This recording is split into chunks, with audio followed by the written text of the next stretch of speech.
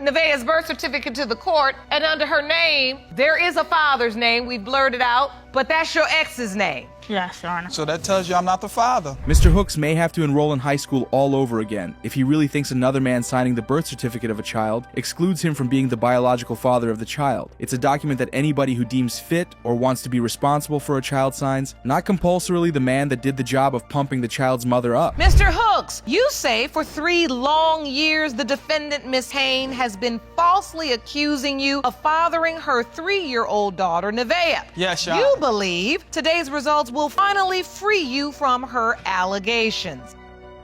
Mr. Hooks says he's been falsely accused of fathering a 3-year-old child, like he didn't pull his pants down before the accusations began. Ms. Hooks says her son is being taken advantage of by a gold digger. Indeed, Mrs. Payne has nothing much to say than wanting to prove to Mr. Hooks, the mama's boy, and his mama that he's truly the biological father of her child. Why do you believe your son is being taken advantage of? Explain to the court. She is a gold digger. I don't believe that he is the father of her child because she lies. She cannot be trusted. Ms. Hooks wants us to really believe Ms. Payne is a gold digger who's been trying to get gold from Mr. Hooks when Mr. Hooks doesn't even have any gold for himself, not to mention a woman coming to take it. Mr. Hooks says he's struggling, meaning no gold to dig, meaning Ms. Hooks is lying. Ms. Hooks is supposed to cover her face in shame for this one. Speak up. You had all that to say to me. Don't get quiet. Come on. What is it? Yes, talk your piece. You accuse my son of being the father of your child, and I know he's not the father.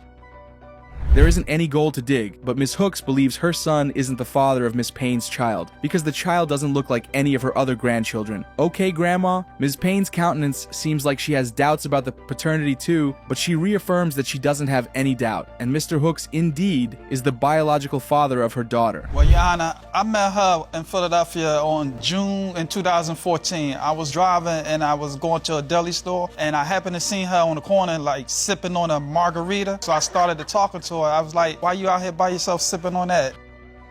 Mr. Hooks still seems to be feeling himself like he has game of wooing women or something while he's in paternity court, trying to know if he fathered one of the potential kids he wooed her mother. Ms. Payne, sipping on margarita and getting in bed with Mr. Hooks the same night, doesn't sit right with anyone. Oh well, it's 4 years later and paternity court to the rescue. It's true. Is this how you and Mr. Hooks met? Yes, Your Honor. So did this turn into a relationship after this? You have this one day, was it a one-night stand, or did you see each other again? No, he let me move in with him the next day.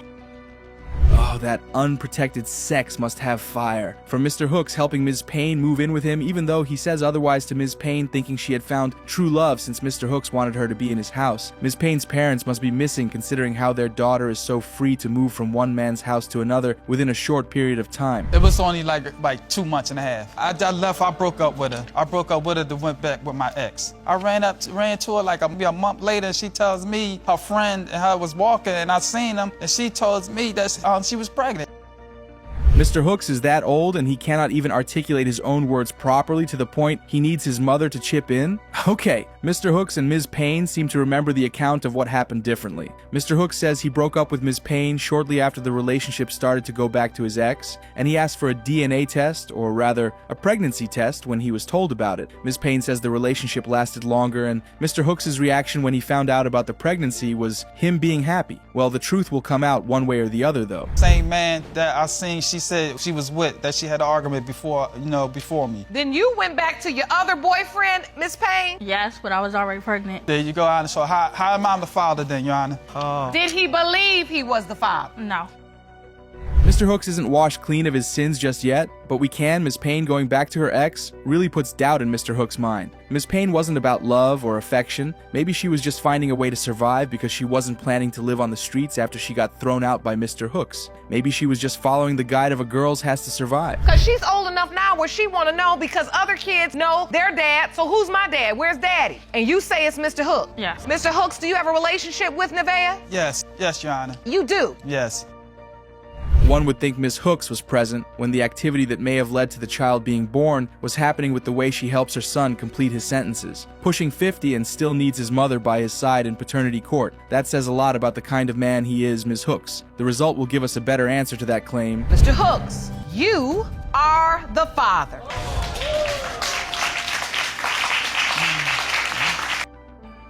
man knowing for sure he's not the father of one of his kids through DNA test results will definitely make him doubt the paternity of his other kids with his partner, but who knows if Ms. McCrory turned a new leaf before the birth of the other kids in the marriage. After you and your wife received shocking results in this courtroom surrounding your daughter's paternity, you returned home and realized you have good reason to doubt your son Keith's paternity. And now your marriage is on the rocks. Yes, Your Honor. Mr. McCrory is torn apart by the last result he and Ms. McCrory got from paternity court. As it stated, he wasn't the father of the child in question back then. This brings Mr. McCrory to paternity court once again to rip off the entire band-aid if need be. Ms. McCrory claims the last result was shocking, but she's certain her husband genuinely is the biological father of the next child in question. Up for a few days around Keith's conception, is that true? Yes, Your Honor. You did? Yes. And so during that breakup, Ms. McCrory, did you sleep with anyone else? Were you intimate with anyone else? Yes, I was. Did you use protection? No.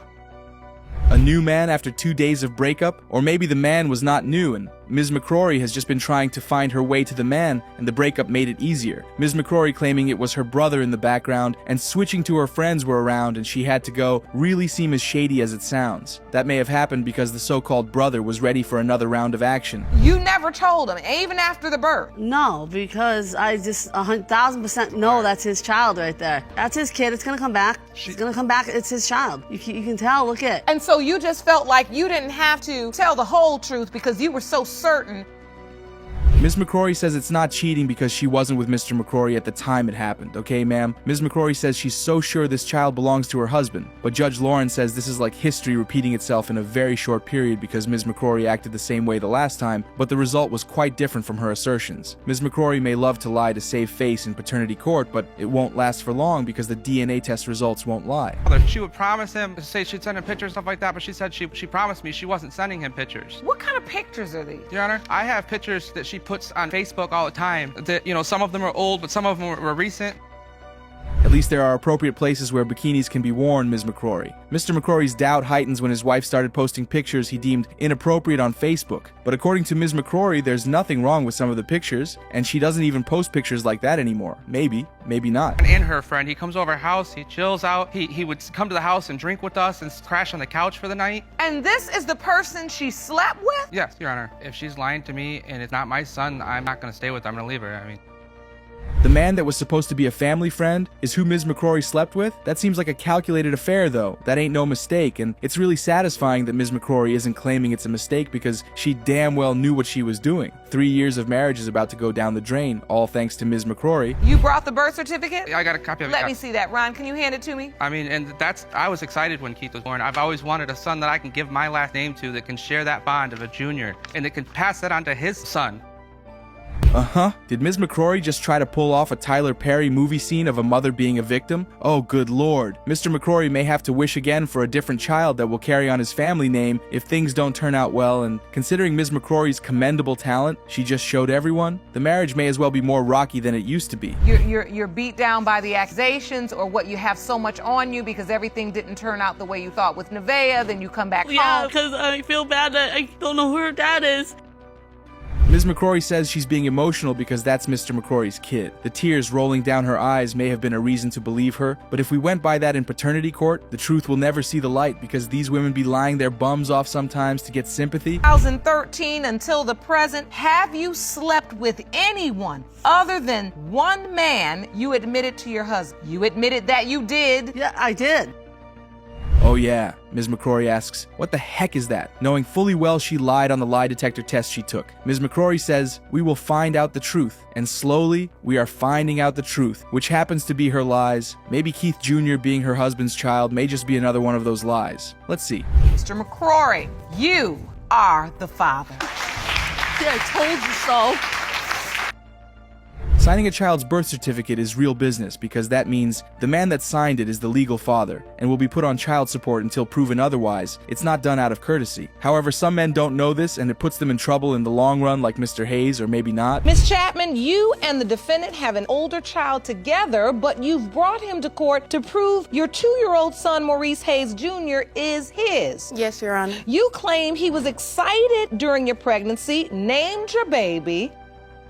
Ms. Chapman claims the process leading to the birth of her child and even the subsequent times were all good, as Mr. Hayes was happy with her and even named her child until he got a new girlfriend who scattered their love. Mr. Hayes claims he did all of that out of courtesy, as he has always known he's not the biological father of Ms. Chapman's child, and the DNA test result will prove it. Side note, Mr. Hayes wants the child's name to be changed when the DNA test result proves he's right. He barely does for Mariah. Like, for instance, on Christmas, he brought Mariah 5 presents. Then bring Maurice Jr. nothing. For Christmas? Yes. Nothing. Nothing. Ms. Chapman is spitting facts right there, but it will only make more sense if Morris Jr. is truly Mr. Hayes' son. Anyway, Mr. Hayes says Ms. Chapman's claim is a lie because he gave the child one gift and a hug. That hug must be worth at least $1 million, judging by Mr. Hayes' way of saying it in paternity court.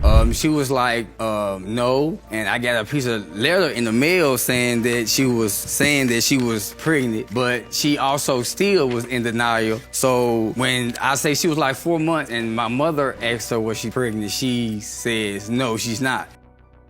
There are mothers with 2 babies under 2 Ms. Chapman. Ms. Chapman's reason for trying to cover it up is valid, as most women are scared of that, but we can't deny Mr. Hayes' reason for doubting paternity too. Mr. Hayes believed Ms. Chapman was kicking it with another man, and that was her reason for initially hiding her pregnancy. That may be true, but Ms. Chapman says it's not true. You decide, I'm signing the birth certificate. Yes, Your Honor. You didn't think at that moment you needed a DNA test? You didn't have a doubt? She told me that was my baby, and I took responsibility and moved back in. That's when I started having doubts when he came home, but when I was holding him, I was telling her that.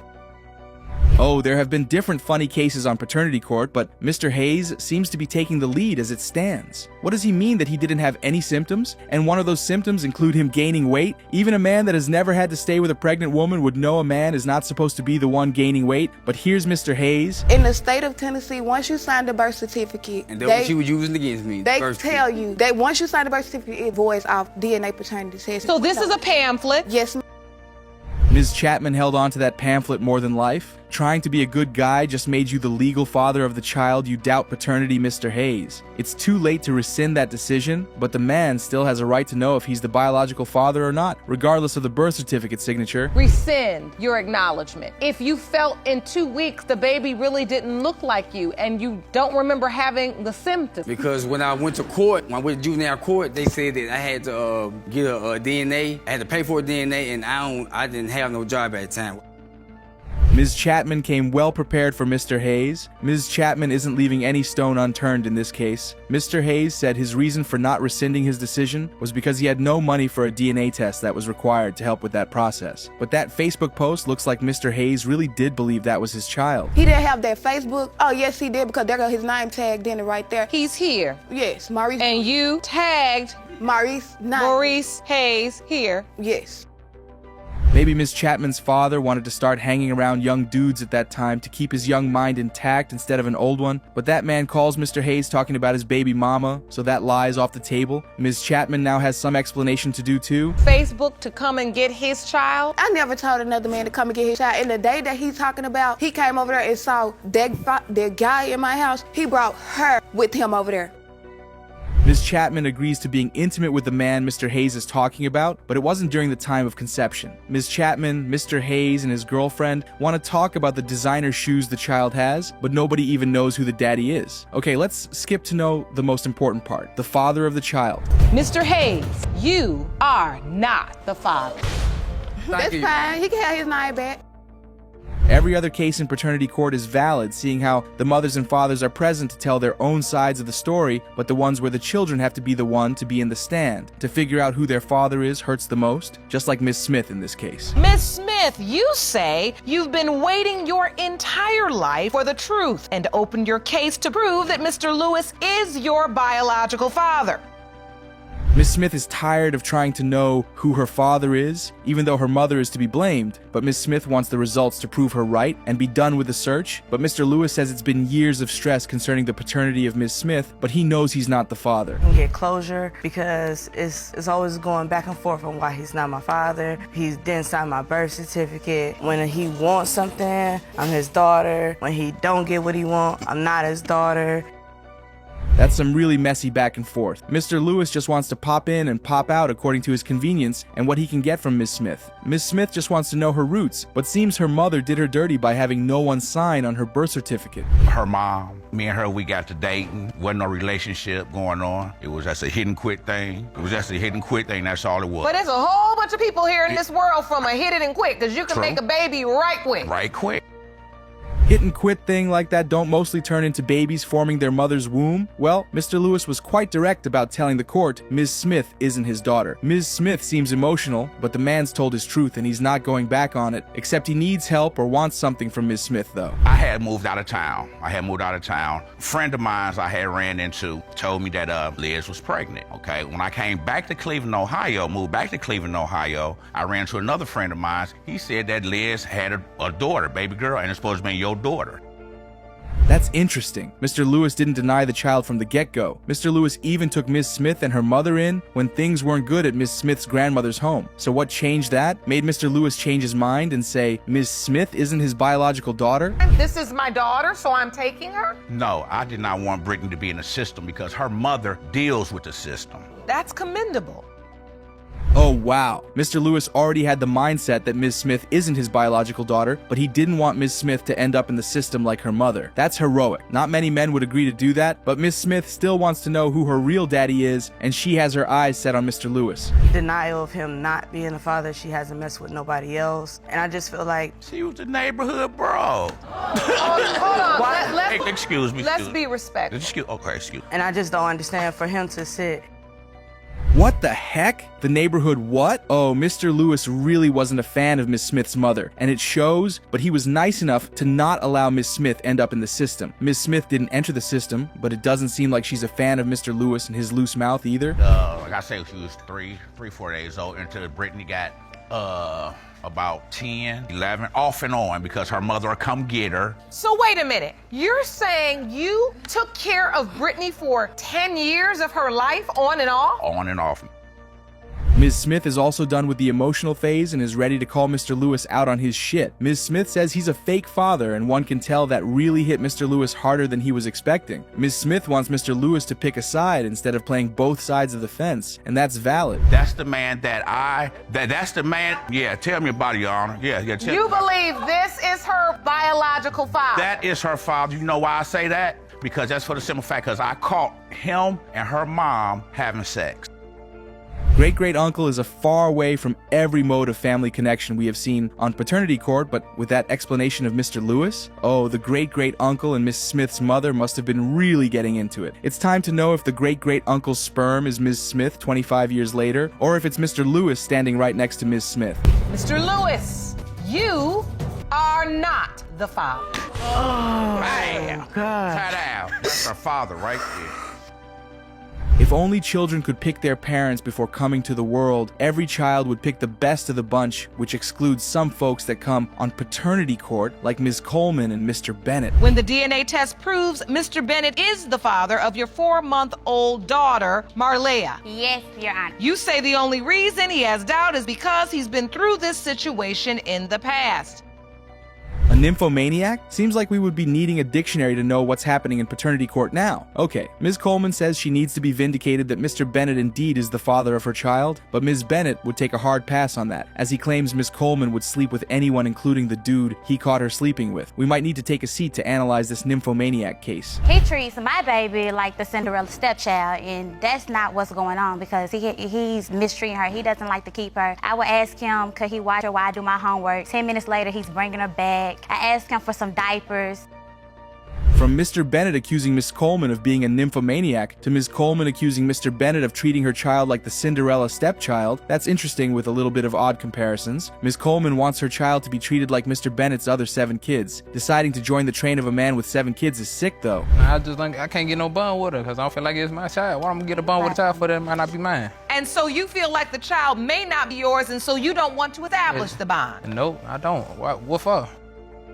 Mr. Bennett doesn't deny treating a particular child like Cinderella's stepchild, but his defense is that he doesn't want to establish a bond when he's not sure he's the father. Well, Ms. Coleman asks why he signed the birth certificate if he wasn't sure, and Mr. Bennett said it was because they were together at the time. So, newsflash, the relationship is over, noted. I'm at work on the air. He stopped me talking, flirting, making me laugh, swearing he was single, and doing what he do best. He's so friendly. And so, about a month later, I gave him my number. He came over. I let him be my booty call. So Mr. Bennett went from a booty call to a member of the house? That's an amazing upgrade, to be honest, especially for someone who's been looking for a place to stay. Ms. Coleman snapping her fingers like she's not the one who had to carry the baby for 9 months and now have to fight over paternity in court? Whew. What you committed to? To our sex life, not to you. Okay. You committed to everybody else too? No. So? Well, were you committed having to me? sex Who with else you anybody committed else? to? No, I didn't have sex Who with else was anybody you committed to? You just said it. Who else you committed to? I was committed to our sex life, You not was to us committed in to no, like, what? no relationship Come because on. he don't do right. Hearing a woman being committed to her sex life with a man more than the man himself is wild. Mr. Bennett says the commitment was like that with Ms. Coleman because there was more than one man she was having the same arrangement with. Well, we can agree Mr. Bennett is the lucky one since he got to be the live-in boyfriend. She went out with a friend. She went to the club, right? Okay, the friend sent me a picture of her car being outside when she supposed to be spending out of somebody else's house. Okay, when I looked at the picture, it was like it was about 5 o'clock in the morning. Ms. Coleman making that type of funny face during Mr. Bennett's explanation for his reason for doubt only makes it more obvious that there's another person in the picture. Mr. Bennett claims the way the incident happened proves Ms. Coleman was having something to do with the other guy. Well, Ms. Coleman's smirk says the same thing, even she denies it. And I told him, well, I'm going out. I ain't telling me where I was going. I'm going out. So, anyways, I go out or whatever, and I go back home. Now, he was going out there messing around with that little bitty girl. It's two different scenes. No, that. It's looking like Ms. Coleman hates the guts of the man she was sleeping with and even welcomed into her home. Ms. Coleman says she was not with any other man because if she was, she would have allowed Mr. Bennett come in and get his ass beat up. Mr. Bennett can contest that, but Ms. Coleman says she wouldn't be messing with anyone who wouldn't be able to beat Mr. Bennett up. Mr. Bennett must be so weak. Oh, just like yesterday. She told me yesterday, don't worry about my keys, you worry about the other 5 you got. These 2 ain't yours. No, I said you'll never see these. I didn't say they weren't yours. You say that all the kids time. you can't pay for. You say that all the Send them time. with you. How you gonna change the diaper? You can't even buy them. Same way okay? I've been doing it. No. Mr. Bennett also believes he's not the father of the child because Ms. Coleman has said it multiple times that he's not the father. Ms. Coleman says ain't nothing wrong with that because Mr. Bennett just rot away on the couch doing nothing. Yeah, this is a couple's argument, but we need to get to the reason everyone is here. Mr. Bennett, you are the father. Mrs. Dixon wants to prove that her kid was fathered by her husband, Mr. Hunt. However, Mr. Hunt believes she is a liar because he caught her cheating on him. Ms. Dixon admits that she cheated on him, but says that it's okay because she wanted him to catch her as revenge. And yes, it gets worse. I do. Why are you cheating in the relationship? What happened? In the beginning of our marriage, he would leave and stay gone sometimes for periods of times. I left for a month. I cheated. He had caught me cheating. That is crazy. Imagine catching your wife cheating in the act. That is enough to permanently radicalize anyone. That is probably why Mr. Hunt is insisting on a DNA test. He simply no longer believes in his wife. And who can blame him? This is exactly what anyone with any sense would do. But hold on, let's clear all of this up a bit. And there's this car in the parking lot. Can I say something? Okay, the reason for me cheating and when I did it, it wasn't. There is no reason. It wasn't right. Wait, what does that even mean? So that makes it better? Hey honey, yeah sure I cheated on you, but you have to understand that it isn't all that bad. I didn't really cheat, I was just trying to get my revenge on you. That makes it better, right? This is insanity, but it gets worse. Car, I hear the noises and I knock on the window and she blatantly give me the look like, and so what? You see what I'm doing? And what was she doing? Cheating. She was with the guy doing whatever she wanted to do. So your wife was having sex with another man in a car out front of your house? Yes. Wait, what sort of upside down logic is that? She wanted her husband to catch her cheating with another man so she could get him back? That was her plan? That? You'd think it ends there, but it doesn't because this woman is really insane. So what happened next? A couple of months after that happened. Just a couple of months? Just a couple of months after that happened. You find out I you're was pregnant? Yeah. What happens? Who do you tell? Take me back to that day. Okay, Do you tell your husband? I told my husband. It was not protected? What did she think was actually going to happen? This is insanity. Did she think she would just get away with that and her husband would come begging for her? If that is what she thinks, she got it really wrong. But this case doesn't end there. What happened next? What? At what point does the doubt kick in? When I'm thinking about the time and I'm realizing that I was gone. But he came back on June 1st. Not only does Mr. Hunt think his wife cheated on him, he thinks she did it with his brother. His brother? Really? That is batshit insane. You would think that is the end of it, and you would be completely wrong. And now, we have Ms. Dixon's aunt here to testify for Mr. Hunt. What does she have to say? Think that's a possibility. That's your family member. What makes you think that's a possibility? I mean, because she clearly cheated, and I mean, he's gone. What is if he's still there? Ms. Dixon is saying no, but we are hearing yes. She wanted to have her husband catch her with another man. That is the sort of person who could sleep with her husband's brother. And the fact that she is saying no doesn't really matter. Anyway, Ms. Dixon has her mother in court to testify for her. Is Tanea's biological father? Stephen. You do? Mm-hmm. And you believe that without a doubt? Without a doubt. Why? She looked just like him. And I tell my mom then by everything. saying it's the brother, no. Well, everyone has had their say, but there is one more witness we are yet to hear from. And that witness is none other than Mr. Hunt's brother. Will he testify that he has slept with Ms. Dixon? Or will he say that he has nothing to do with this case? Well, there's only one way to really find out. You are Tanea's biological father? No, ma'am. Do you admit to having a sexual relationship with Ms. Dixon? No, ma'am. You did not? No. Could he be lying? There's really only one way to find out, and that is by learning what the DNA test results say. Ms. Dixon insists that the child belongs to Mr. Hunt. She admits that she cheated on him, but says there is zero chance he could be her child's father. Now is the time to find out who is telling the truth. It has been determined by this court. Mr. Chris Hunt, you are not the father. Ms. Douglas, you are suing the father of your 5 children for a paternity test. You claim at times the defendant, Mr. Jones, doesn't treat your daughter, Cheyenne. Those are heavy accusations. Today we have Ms. Douglas who wants to prove that Mr. Jones is the father of her 5 kids with him. She says she cheated on him and is sorry for being unfaithful, but she insists that he is the father of her children. Mr. Jones, on the other hand, completely denies paternity. This is how that starts out. I did make a mistake. I slept with his cousin and the condom had broke. But before that, Tyrone was downstairs sleeping with my cousin. He was still having sex with his baby's mom. He was doing him basically, but... Wait, what? So she cheated on him with his cousin because he cheated on her with her cousin. This is one messy couple. And he also has other kids aside from the ones he has with her. But hold on, because this case is about to get even worse if you can believe it. And more. I don't cheat. I don't believe in cheating. I'm very faithful. But yes, he does him all the time. Yeah. Wow. Wow. You don't cheat and you don't believe in cheating? And that is why you decided to sleep with your partner's cousin? Hold on, Ms. Douglas. Because it sounds like you believe in cheating at least a little bit. You might not believe in it all the way, but you definitely believe in it a bit. And yes, it gets even crazier. I met Tyrone actually at a party that happened downstairs in my building. I met him and his cousin almost the same night. Me and Tyrone got together the first night we watched movies. The next night we did have sex, but we weren't together. We just had sex, and after that he went back to his. Shoot. Now we get it. She did not actually cheat on him. She just slept around with his cousin. That may be morally suspect, but it isn't technically cheating since they weren't in the relationship. But the timeline suggests that the cousin involved may be the father of this kid. Let's learn more. Go back to the cousin part. Like when I did sleep with his cousin, I was gonna deny the whole thing, but he actually went in my room and actually smelled the bed and actually said it smelled like his cousin. His cousin's cologne? Yes. I hope. Committed relationship? No. You just going along for the baby's sake? This just sounds so messy. The insane thing is that she only told Mr. Jones that she slept with his cousin 2 years after the fact. Now, why would she be hiding that fact if there wasn't a chance that the cousin could be the father of the child? So what happened next? When the baby was 2, he went to Chicago with his other's baby mama. We were together then, and I'm pregnant with his son. He went to Chicago. We didn't hear from him for about 4 months. Didn't call check up on his daughter, didn't call check up on the pregnancy or nothing. That is a lot to take in. Ms. Douglas keeps accusing Mr. Jones of cheating on her, but that doesn't really matter here. This is not couples court. This is paternity court. We are here to learn if the baby belongs to Mr. Jones, not if Mr. Jones sleeps around all day. And the next testimony we are about to listen to will get us closer to the end of the mystery. Number 2, you think he's cheating? Yeah. I just had my twins 7 months ago. He's still talking to women.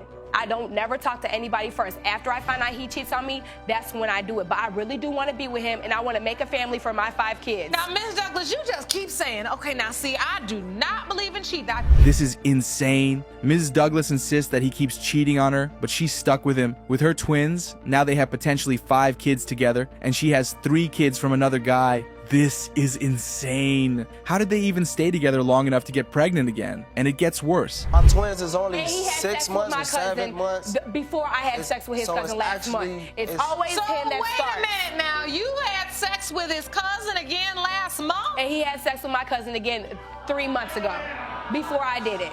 Okay. That is right. It makes absolutely no sense, and yet she continues doing it. This is the sort of thing that gets you in a world of pain. If someone cheats on you all the time, you should leave them. What you should not do is stick with them and then cheat on them with your cousin. So what happened next? I do want to be with her, but... Do you really? Yeah, I do. I honestly do. No, that's why he keeps cheating. Why? I have not. Why did you write somebody on Facebook yesterday? We're together. We're supposed to be a little trip to ourselves, and you're texting somebody on Facebook? Why? This is so messy, and it is pretty obvious that no matter what happens, Mr. Jones will not stop cheating on Ms. Douglas, even if the kids end up being his. However, we are going to solve the one case this court is equipped to solve, and that is to figure out if Mr. Jones is really the father here. Mr. Jones, you are not the father.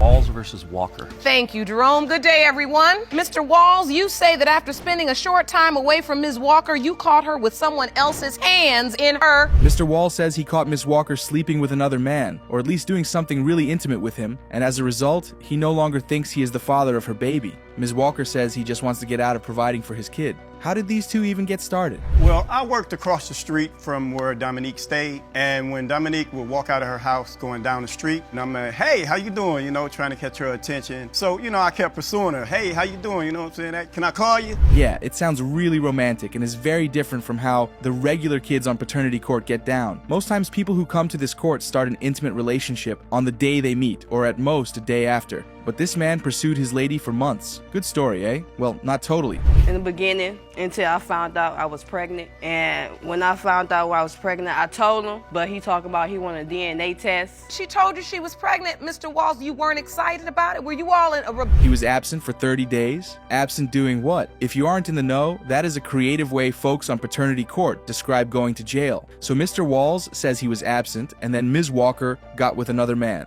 And that is why he thinks this child isn't his. It is not the worst logic we have ever heard on this court, right? It gets better. When I told him I was pregnant, and he has said, well, I need to take a DNA test because he said he didn't trust me. But she admitted to cheating, though. Because when I was gone for them 30 days, she admitted to cheating. Did you admit to cheating? No, Your Honor. I asked her.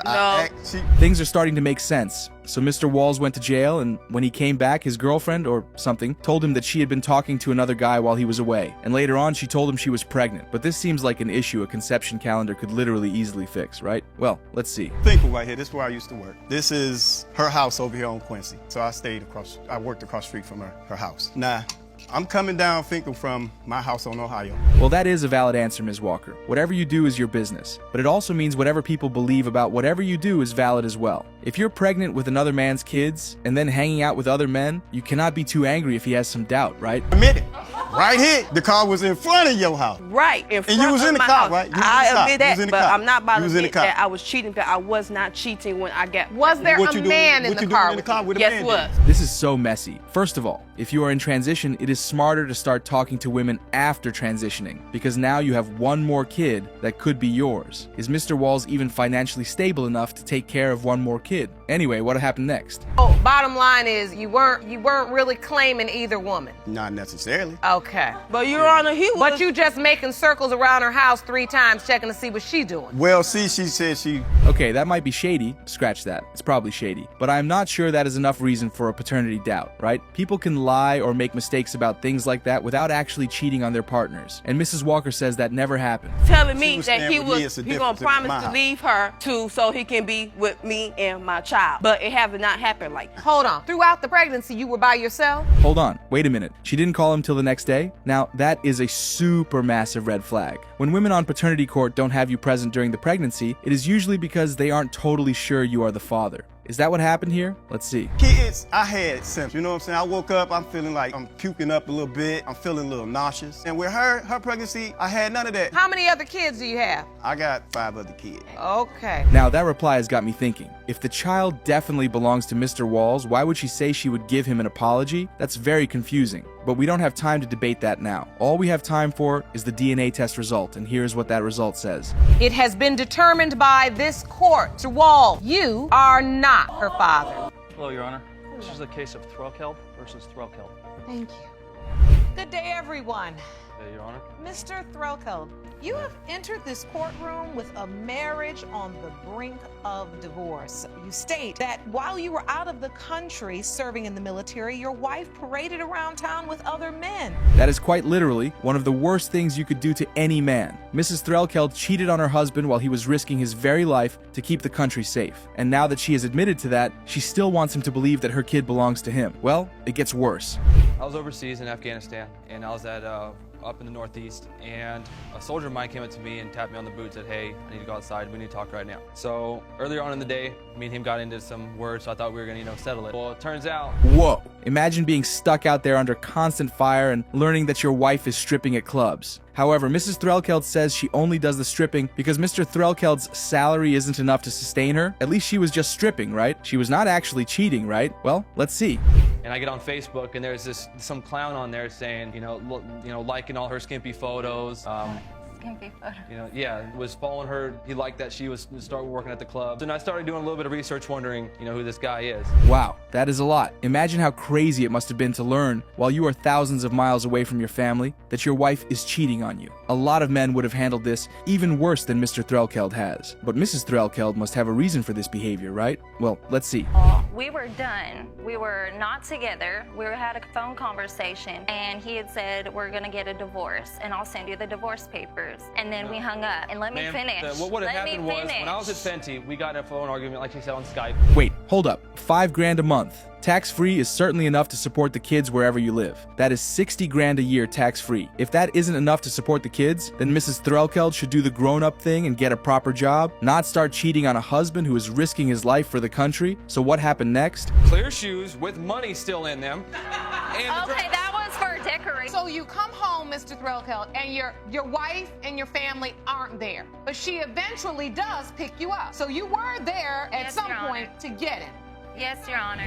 You may not like it, but that is exactly what Mrs. Threlkeld is doing. The fact that she did not get any other job aside from stripping just speaks volumes. Everyone can understand if you strip because of financial troubles, but you surely don't have any of those troubles if you get $5,000 a month from your husband who is serving the country. But Mr. Threlkeld is not done yet.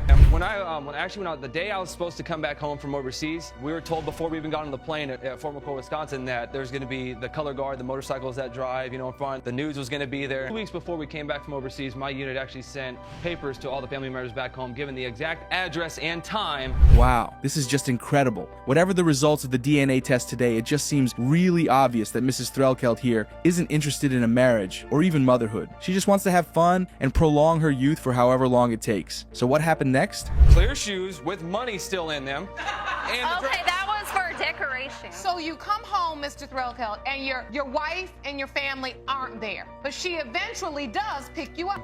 I was wondering who, because I saw the guy, she hadn't fully admitted that she's been seeing this guy. What? What sort of defense is that? He was just going to say that to make you mad? It seems like Ms. Threlkeld here is taking gaslighting to a whole new level. Mr. Threlkeld is obviously correct to doubt paternity because this woman has a lot of skeletons in her closet, but what happens next will blow your mind. He texts her and says, I guess I figured now who you picked. And so she starts crying, and I said, "Why are you crying?" We were already done and she's by like, then. "Well, he was my boyfriend." Why do you care? Why would you have a boyfriend if you're married? Paper or no paper? We weren't. We were done. What? Makeup? Within minutes of being home? Remember that minutes before this makeup, whatever happened, Mr. Threlkeld had called her lover, who told him that he had been sleeping with his wife. Did Mr. Threlkeld suddenly forget that? Or was he just too in the mood to care? This is insane, but it somehow gets worse. And I found out about her stripping and her cheating. There was a few options that came across my head of how I should deal with it. So when I got back home, within those first week or two, we had sex like 4 or 5 times a day. That was his great plan? To get his wife pregnant so that she wouldn't cheat on him? Okay, Mr. Threlkeld, you may have served your country, but you aren't behaving like a really smart guy. Now that we have heard testimony from both of them, it is time to decide who the father is. What do the DNA test results have to tell us? Liliana's father. It's a case of Bosley versus Jackson. Thank you, Jerome. Good day, everyone.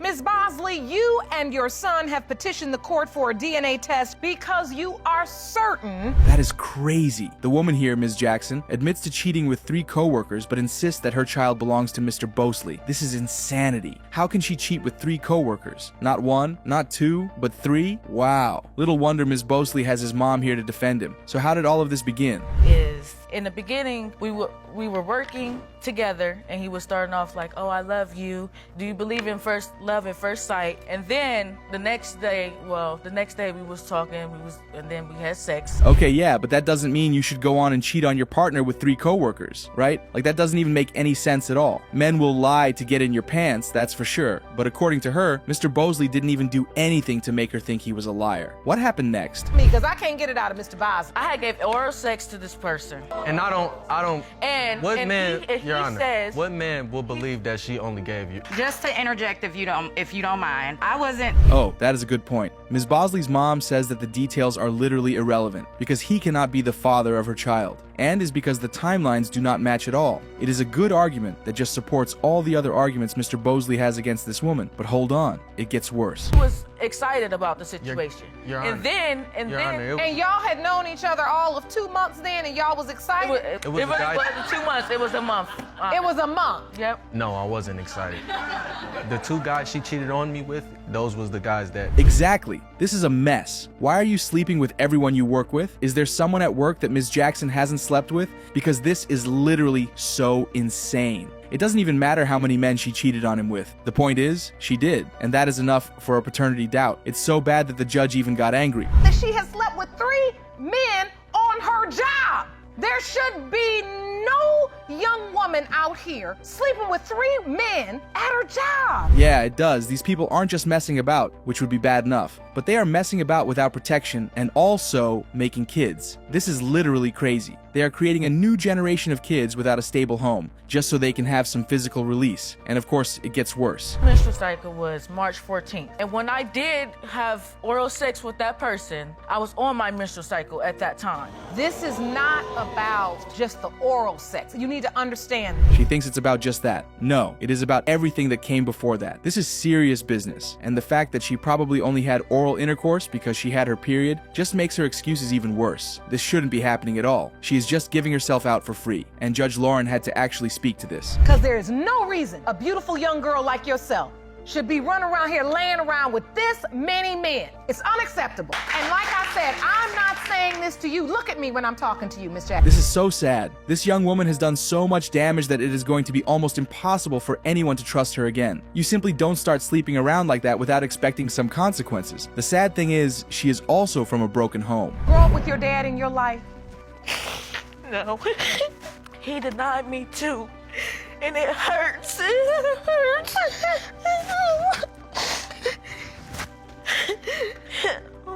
I understand.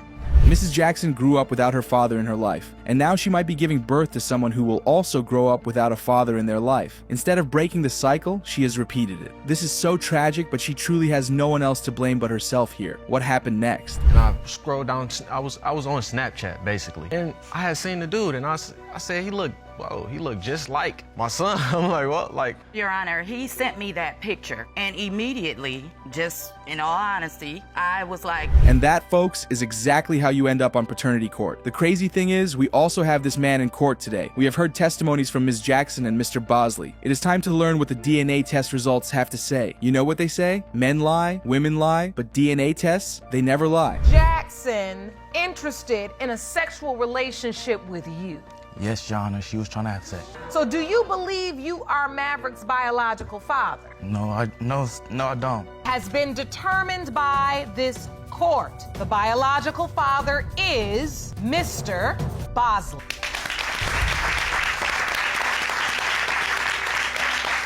Hello, Your Honor. Hello. This is a case of Palmer versus Ross. Thank you, Jerome. Good day, everyone.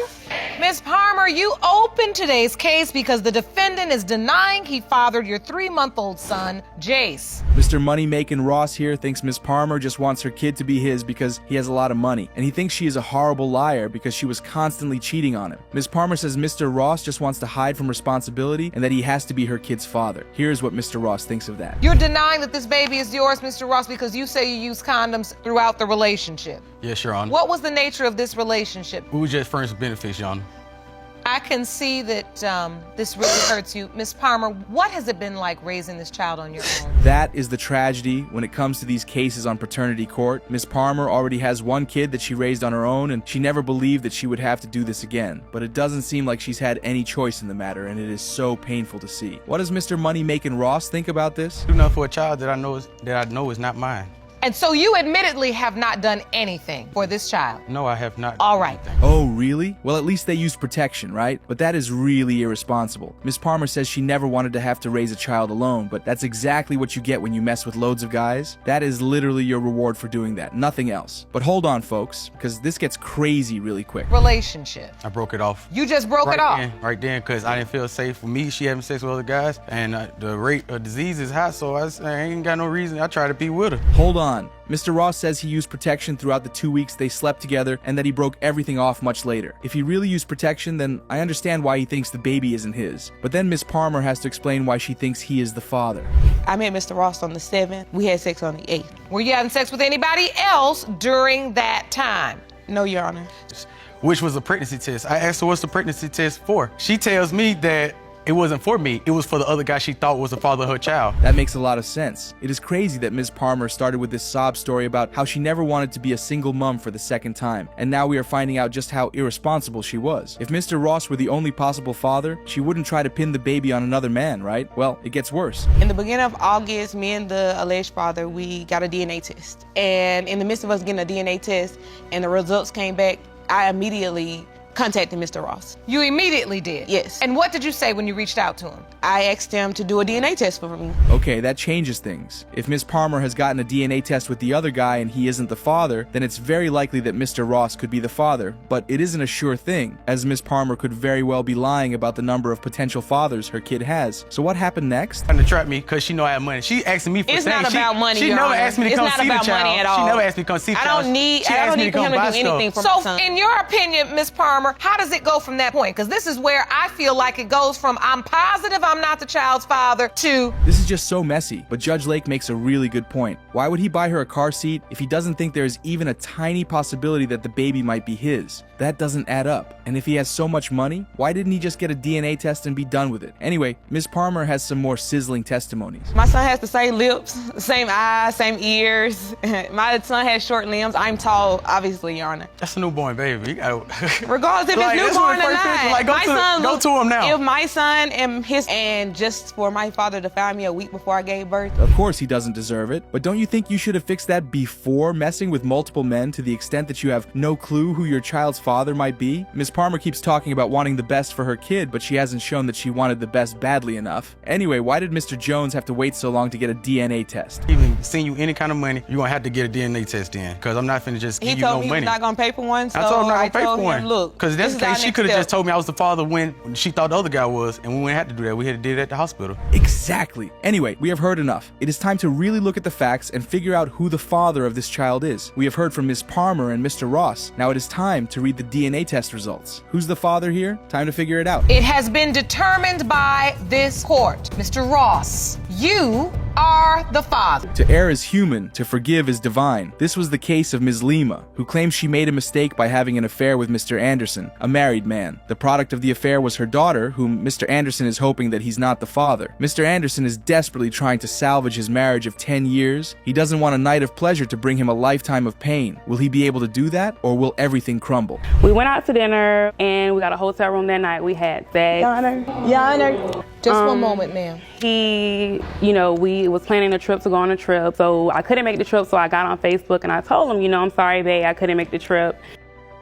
Mr. Anderson said he had a huge argument with his wife one day, and that's what prompted him to take Ms. Lima out to dinner that fateful night. The judge asked him to clarify if it was just a one-time thing or something that went on for a year. He maintained his stance that it was a one-time thing. Ms. Lima and several members of the audience gasped. Ms. Anderson wiped the tears from her face, shaking her head in disbelief. Me and my wife, we had a bad, argument, and, and I decided to go out and take Miss Lima out one night, and me and her went out to the hotel. I brought her roses, and we had sex that night. So just this night, or is Miss Lima's assertion that this went on, she told your wife she was your girlfriend for a year?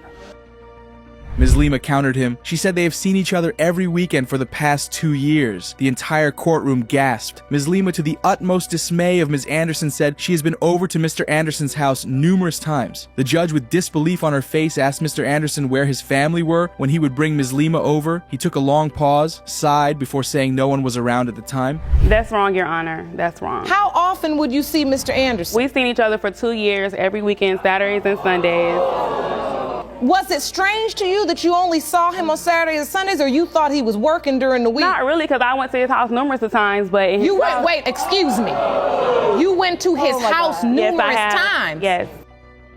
The judge asked him if he was admitting that the affair was more than a one-night stand, as he had claimed. He kept quiet. His wife couldn't hide her disgust. Some members of the audience clapped. Mr. Anderson hesitantly agreed. The judge admonished him to speak the truth. Mr. Anderson said Ms. Lima was looking for a handout from him. Ms. Lima quickly interjected that she was not looking for money. Now your story is coming around. You're admitting that this continued past just one night. That's a yes. Yes. Now, Mr. Anderson, I'm going to remind you, you are in court, and you need to tell the truth. It's time for you to lay it on the line. If you really love your wife and your marriage the way you say you do and your family. Ms. Lima said when she found out she was pregnant, she tried contacting Mr. Anderson, but to no avail. Then she went to meet his family. They rejected her. She felt hurt. She then moved to the other person she also had sex with at the time. The judge interrupted her, seeking more clarity on her last statement. She admitted she was sleeping with both men during the window of conception. First, I went to his family at first. I couldn't contact him, so I went to his family, and I got rejected by them. So I was like, well, you know, that really hurted me. So I was just like, well, let me move to the other person that I had sex with during that time. Oh, hold on. Let me understand this. So you did sleep with another man during the window of conception during that time? Correct. And you were sleeping with both men without protection? Correct. Ms. Anderson was called to the stands. She said what she has heard in court today was different from her own version of events. She said when she first got in touch with Ms. Lima and she heard everything from her, her entire world caved in. She said she has been through a lot in her marriage. She has 5 kids with her husband. The entire courtroom gasped. She said her husband has been lying to her. Has the testimony you heard today been different from the understanding? Yes, Your Honor. Please explain. Once we messaged each other, I asked her for her phone number because I want to talk on the phone. You understand? And when she was telling me the things that she was telling me, my whole world it caved in. Like, are you serious? You know, this is my husband. Because you all have built a lot together. A business. We've been through a lot, Your Honor.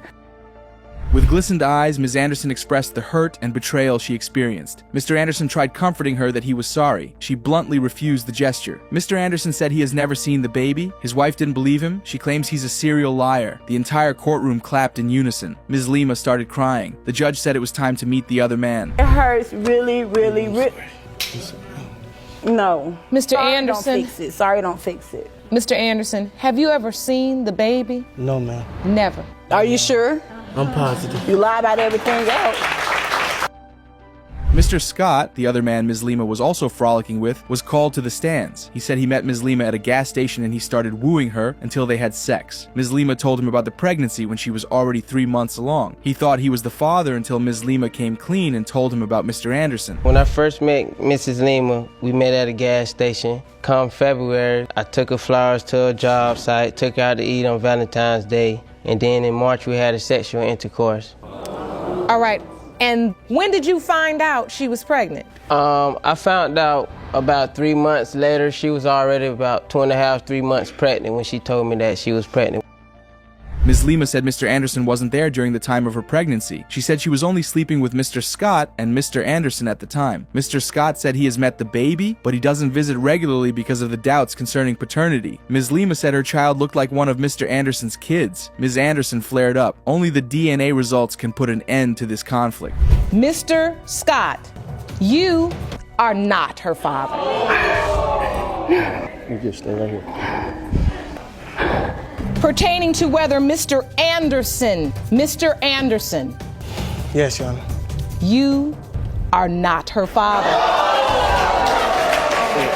Mr. Johnson, you are here with your wife, but you are positive her newborn daughter, Diari, is not your biological child. You have petitioned this court to grant you a paternity test so you can get your name removed from the birth certificate. Is that correct? Yes, Your Honor. Mr. Johnson gives more traction to the phrase, "what goes around comes around," when he pushed his wife to the brink with his infidelity. He's now in Judge Lauren's courtroom trying to prove that his wife's newborn daughter is not his. Ms. Johnson, on the other hand, is adamant that Mr. Johnson is the father. Mr. Johnson is petitioning the court for a paternity test. Who will have the last laugh, the cheating husband or the accused wife? I don't want a child to have my last name if it's really not mine. And because you're married, you're on the birth certificate because the child was born within the marriage. Of course. Half of the time I don't want to be there. I don't want to assist with the child. I don't want to do too much as far as fathering goes because, I'm really not sure.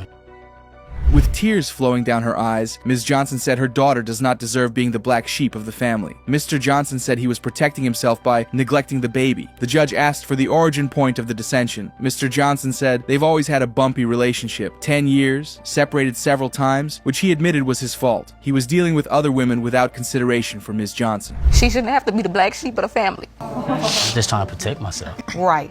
I'm not trying to hurt anyone, but I'm just trying to protect myself. Right, and in doing that, she feels you separating from the family. So we know that there is a lot on the line here, am I correct? Correct.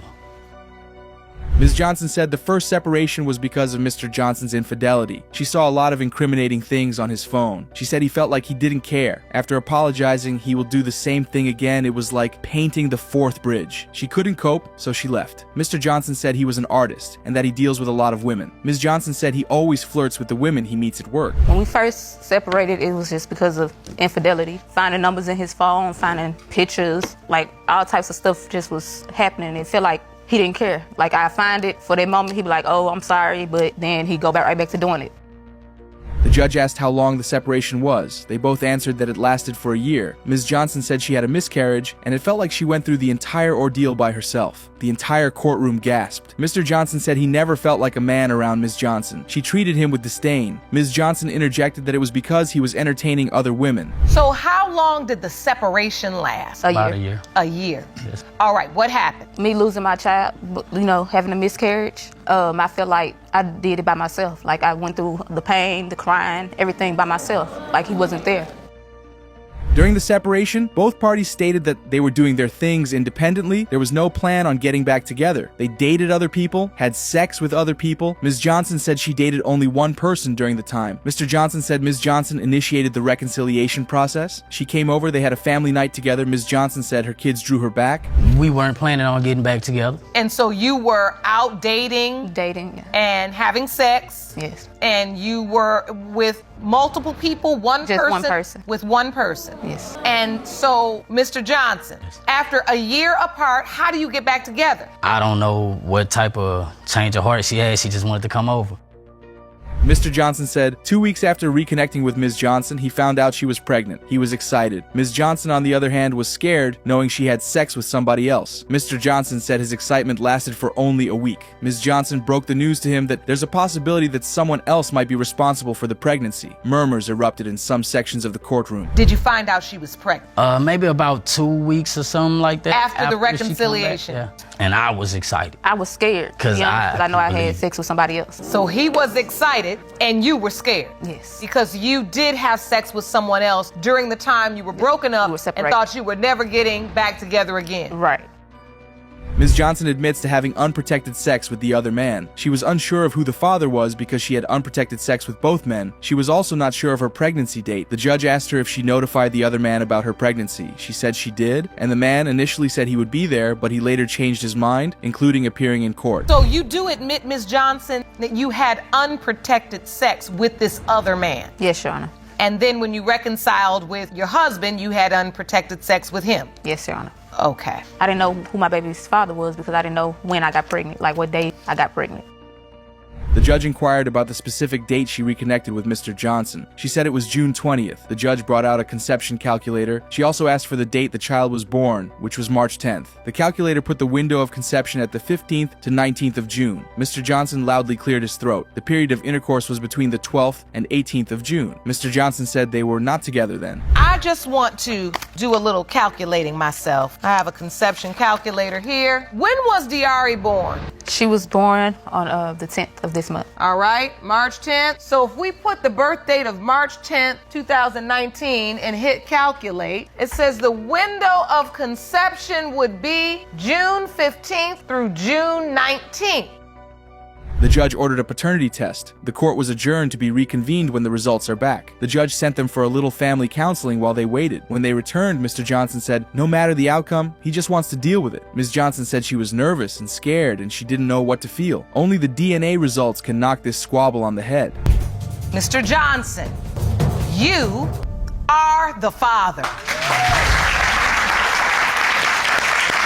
That's great. Wow. My nerves were shot, honey. I was like, woo! I'm so happy for you all. Ms. Thompson, you are summoning Mr. McKinley to court to prove to him and his wife that he fathered your 6-month-old son, Legend. You say his wife is petty, and she is the cause of his paternity denial. Is that correct? Yes, Your Honor. Mr. McKinley, you admit that Ms. Thompson was an affair gone wrong, and you say Ms. Thompson needs to leave you and your wife of 17 years alone and find her baby's father. Is that correct?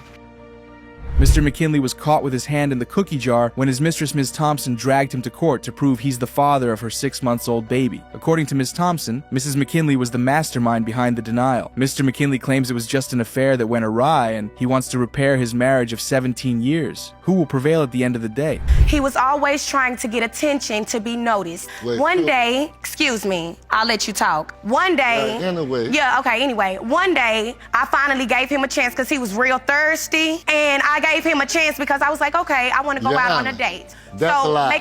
I haven't even started talking, so I'm gonna let them hang themselves. So let her get this story out, then I'm going to come to you, Mr. McKinley. I want to hear your side.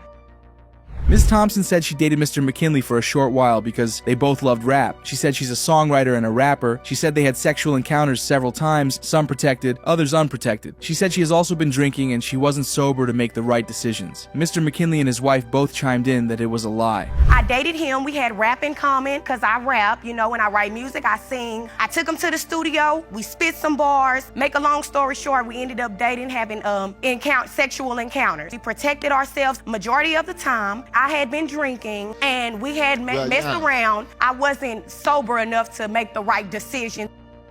An argument broke out between both women. Their voices were drowning each other out. The judge restored order. Mr. McKinley said he posted a photo of him leaving a studio on Facebook, and Ms. Thompson messaged him. The tentative peace lasted for a few seconds before both women started arguing again, shouting over each other with snide remarks. The judge asked them to speak one at a time. Hold on. Your Honor, she lying. Okay, I went on his Facebook. She's always posting new pictures and this and that in his because DM. I went in her. Hold on. I went in his private. Mr. McKinley said Ms. Thompson messaged him out of the blue that she wanted him to take her to the studio. They were just Facebook friends at the time. He said that she was scheming from the jump. Ms. Thompson shot back that he worked at Goodwill. Why would she want him? Some members of the audience burst into laughter. She also said he was 2 decades older than her. Nah, I just knew she was one of my friends on Facebook. I could have been a plot she skiing on from day one because I always had her on Facebook. Worked at the Goodwill. Why would I want him? He worked in the donation thing before he got fired. Why would I want him? And he's 2 decades older than me.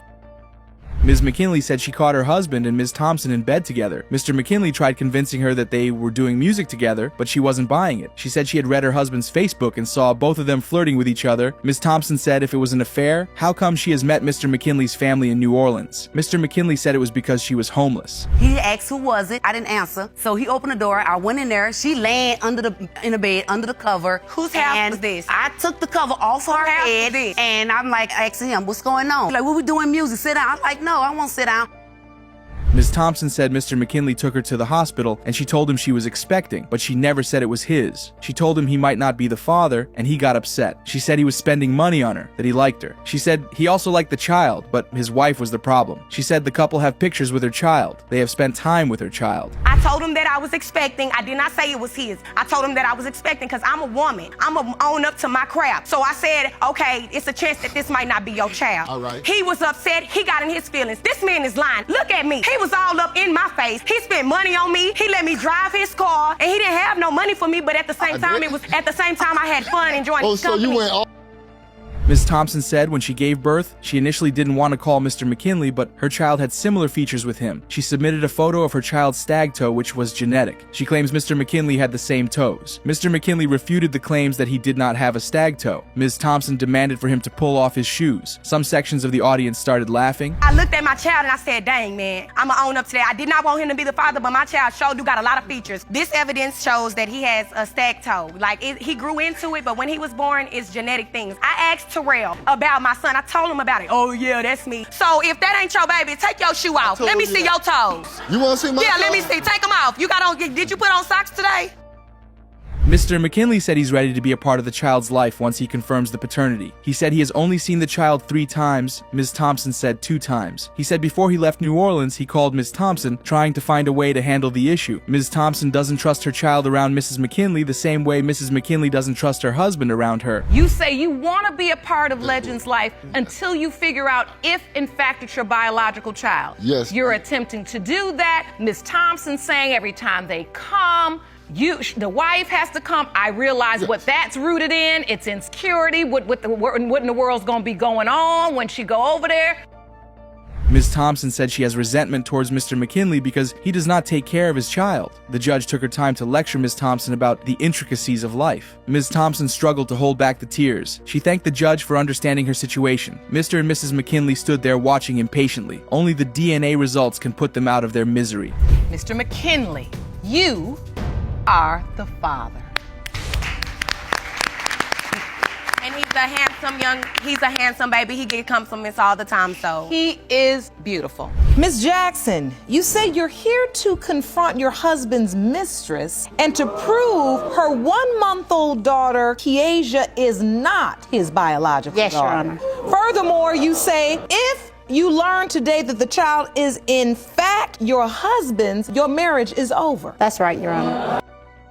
Mr. Jackson's marriage hangs in the balance as he waits outside the courtroom with bated breath, while Mrs. Jackson digs it out with Ms. Lipscomb. Mrs. Jackson's ultimatum was simple. If Ms. Lipscomb's child turned out to be her husband's, the marriage would be over. Ms. Lipscomb claims her husband is the father, and she should deal with it. Will Mr. Jackson be able to sheath this sword of Damocles? But first, Ms. Jackson, tell me, how did you find out your husband may be having a child with his mistress? Your Honor, let's talk about that. I got an epiphany, call it woman's intuition, whatever you want. Well, I went to my husband's job. It was about 9:30 or 10:30 at night, and he approached the car. We talked for a few minutes, and to end our conversation, I told him, I feel as though there's something going on. During their first encounter, Ms. Lipscomb told Mrs. Jackson how she was intimate with her husband, how they were living together in the hotel. The entire courtroom gasped. She also told her she was 3 weeks pregnant. This was on November 25th. Mrs. Jackson said if she sees a wedding ring on a man's finger, she will not continue talking to him. The entire courtroom clapped. At that point, your role is kind of insignificant. Like, I'm his wife, nice to meet you. So she and I proceeded to talk. She started to tell me about how they were intimate, how she lived with him at the hotel that he was presently staying at. Ms. Lipscomb said she didn't know why Mrs. Jackson came to her job to confront them. Mrs. Jackson said she came to see her husband. Ms. Lipscomb said she recognized her voice because she always calls Mr. Jackson. She said she was labeled on the phone as a baby mama. That's why she never realized that she was married to Mr. Jackson.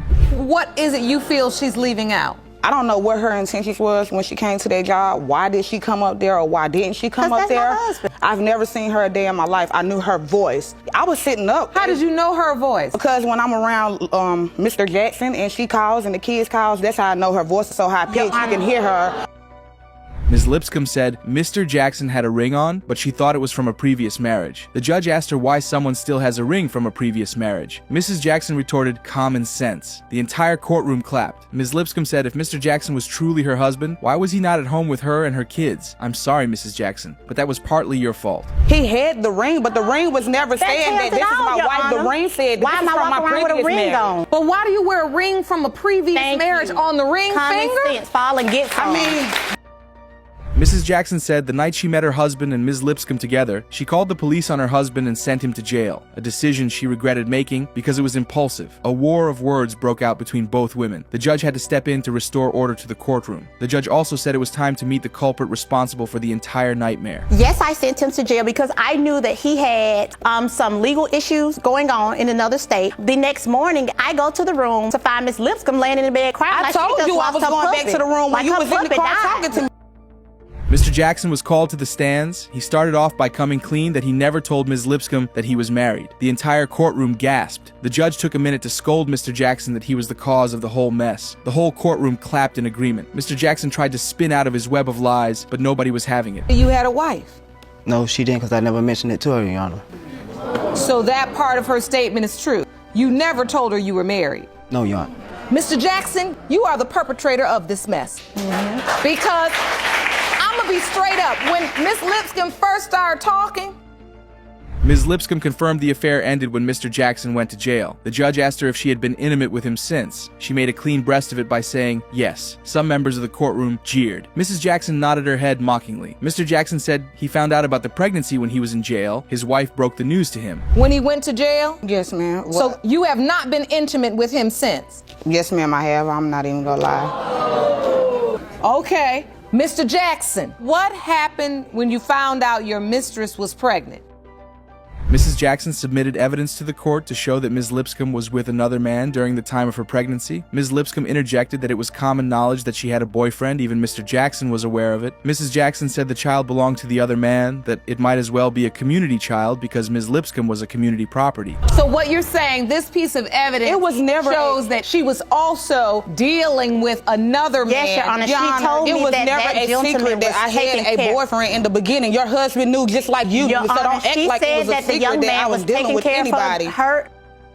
To everyone's surprise, Mr. Jackson admitted that he signed the birth certificate. Mrs. Jackson said that's why the child was placed on her military benefits. She submitted paperwork to buttress her claims. Ms. Lipscomb said Mrs. Jackson was just using her child as a crutch to divorce Mr. Jackson. Only the DNA result can settle this triangle of antagonism. Mr. Jackson, you are not the father. Now it's not even her husband's child. After all of this. Ms. Whalen, you admit you've been in a sexual relationship with Mr. LeBlanc, a married man, and claim he is the father of your 2-year-old son, Vincent Whalen. Mr. LeBlanc, you are determined to prove that you are not the father of Miss Whalen's son in hopes of saving your marriage. Yes, Your Honor.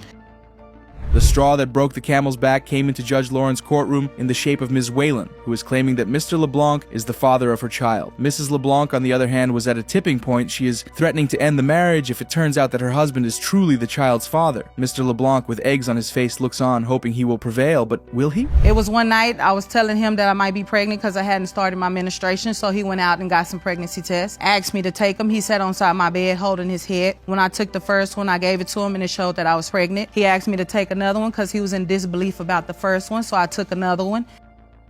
Mr. LeBlanc said when he found out that Ms. Whalen was pregnant, he was in disbelief. How to tell his wife was his greatest fear. The judge told him he should have thought about that before stepping out of his marriage. His wife nodded and made a snide remark in support. Mrs. LeBlanc said she found out about the child through a text from her husband. The text stated, "I can't believe I did this to you again." The entire courtroom gasped. What were you thinking? I was in disbelief. I didn't want to believe it. Were you worried about how you were going to be able to tell your wife? I was, yes, Your Honor. I was worried, and that was the thing. That's why I didn't want her to be pregnant, because I didn't know how to.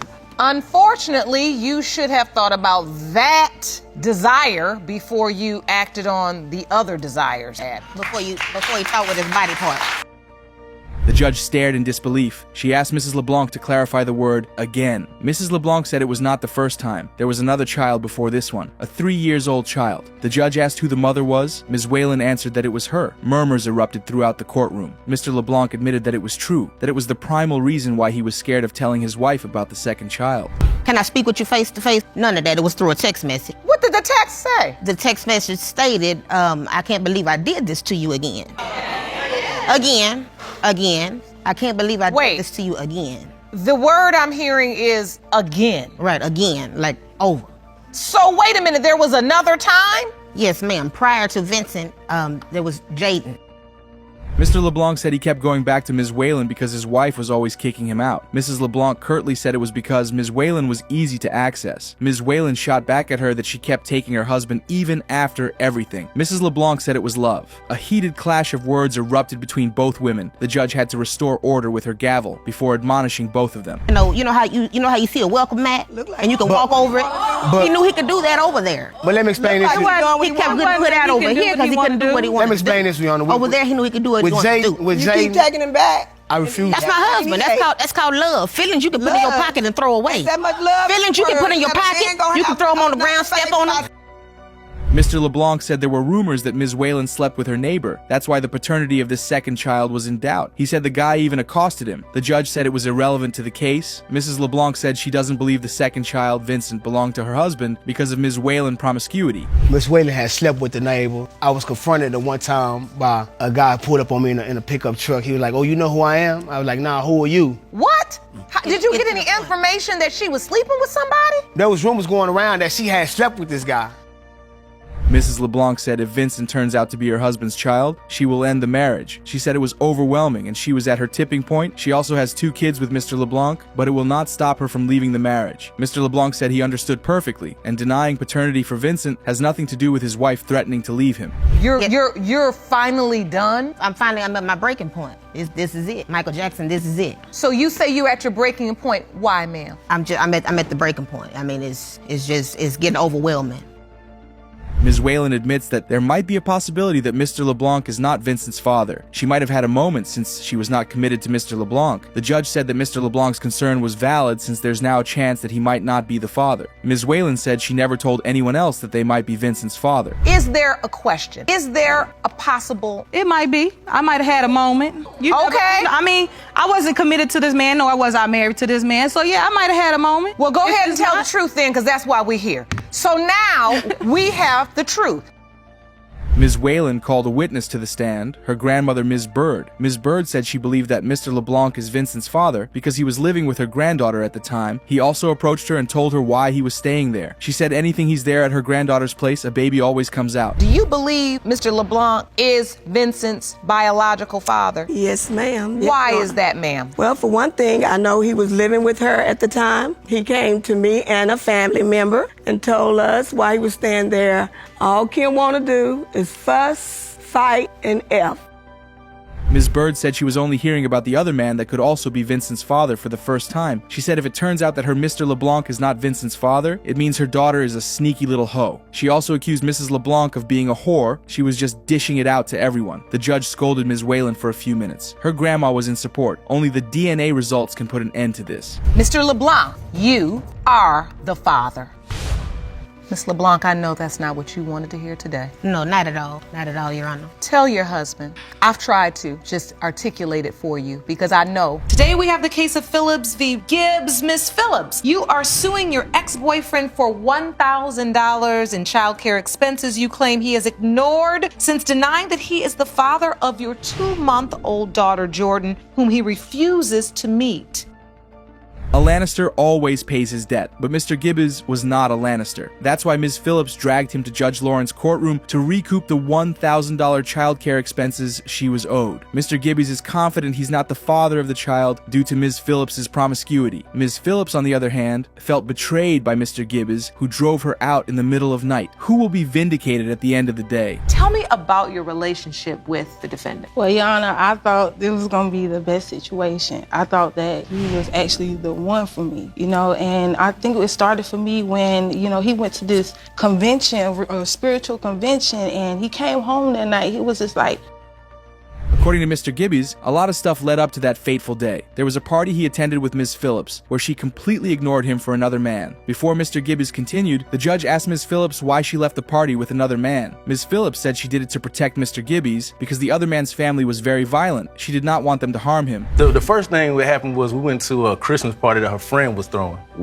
She's getting approached by a guy I guess they know is a part of the family. He kind of just ignores that I'm even there. I'm asking her, I said, hey, you going with me or not? No, Mr. Gibbies continued. Another incident happened at Miami where she went to a party and a mutual friend saw her and reported back to him. She cheated on him at the party in Miami. Ms. Phillips admitted that this was true. Mr. Gibbies said she initially lied about the whole ordeal. The lie went on for about a month and a half before she came clean. 2 days later, I get a call from a mutual friend that says she was involved in an event. I called you and told you. My mutual friend told me first. They left and went to a party where I know what type of girl she is. She's a very... Mr. Gibbies was talking with a male friend of his at one party. The friend narrated to him how he met one girl. They were in the car making out when a black car pulled up. She told the friend that they should get out, that it was her boyfriend's car, and her boyfriend was crazy. It turns out the black belongs to Mr. Gibbies, and she was having sex with his friend. Ms. Phillips admitted it was true, but she wasn't with Mr. Gibbies at the time. And he was telling me, I was with this one girl, man. We was in the back seat, we doing it, and all of a sudden, a guy in a black car pulls up, and he was like, I said, the black car pulls up. He said, yeah, she told me to go ahead and... Ms. Phillips said her relationship with Mr. Gibbies had its moment and some of them were really good. She said everything went downhill when he got into the mind frame that if you cheat once, you will always cheat again. Mr. Gibbies said anytime he called Ms. Phillips, she was always telling him one story or another. He even gave an instance which Ms. Phillips didn't dispute. We was doing things we were supposed to do in a relationship. We just had a real relationship. It just, when he get in that mind frame where he assuming that something happened, it turns sour. Which I understand, because if you cheat once, then you think he gonna think you always cheating. But then that's why I kept myself around him. There was times... He wouldn't think that something was wrong, and that's what I did. I even had problems with my people.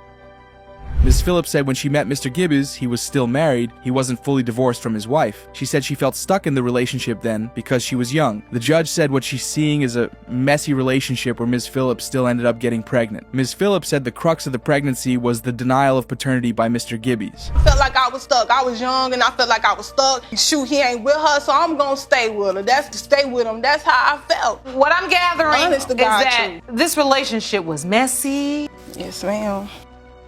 Mr. Gibbies said the reason he was doubtful was down to the disappearing acts of Ms. Phillips. She's always gone, and it's hard for him to get a handle on her location. He also stated that there were discrepancies in the pregnancy dates. He said when he counted back to the window of conception, it was around the period Ms. Phillips was always missing. She admitted to sleeping with her male friend that night. Oh, she done left her kid or whatever, gone. 2 weeks after I moved into my apartment, she was nowhere near to be found. When she find out that she's pregnant, and then she's telling me all these mixed dates, she go to the doctor, she says, oh, I'm 12 weeks, or I'm 16 weeks, and these are within 2 or 3 days.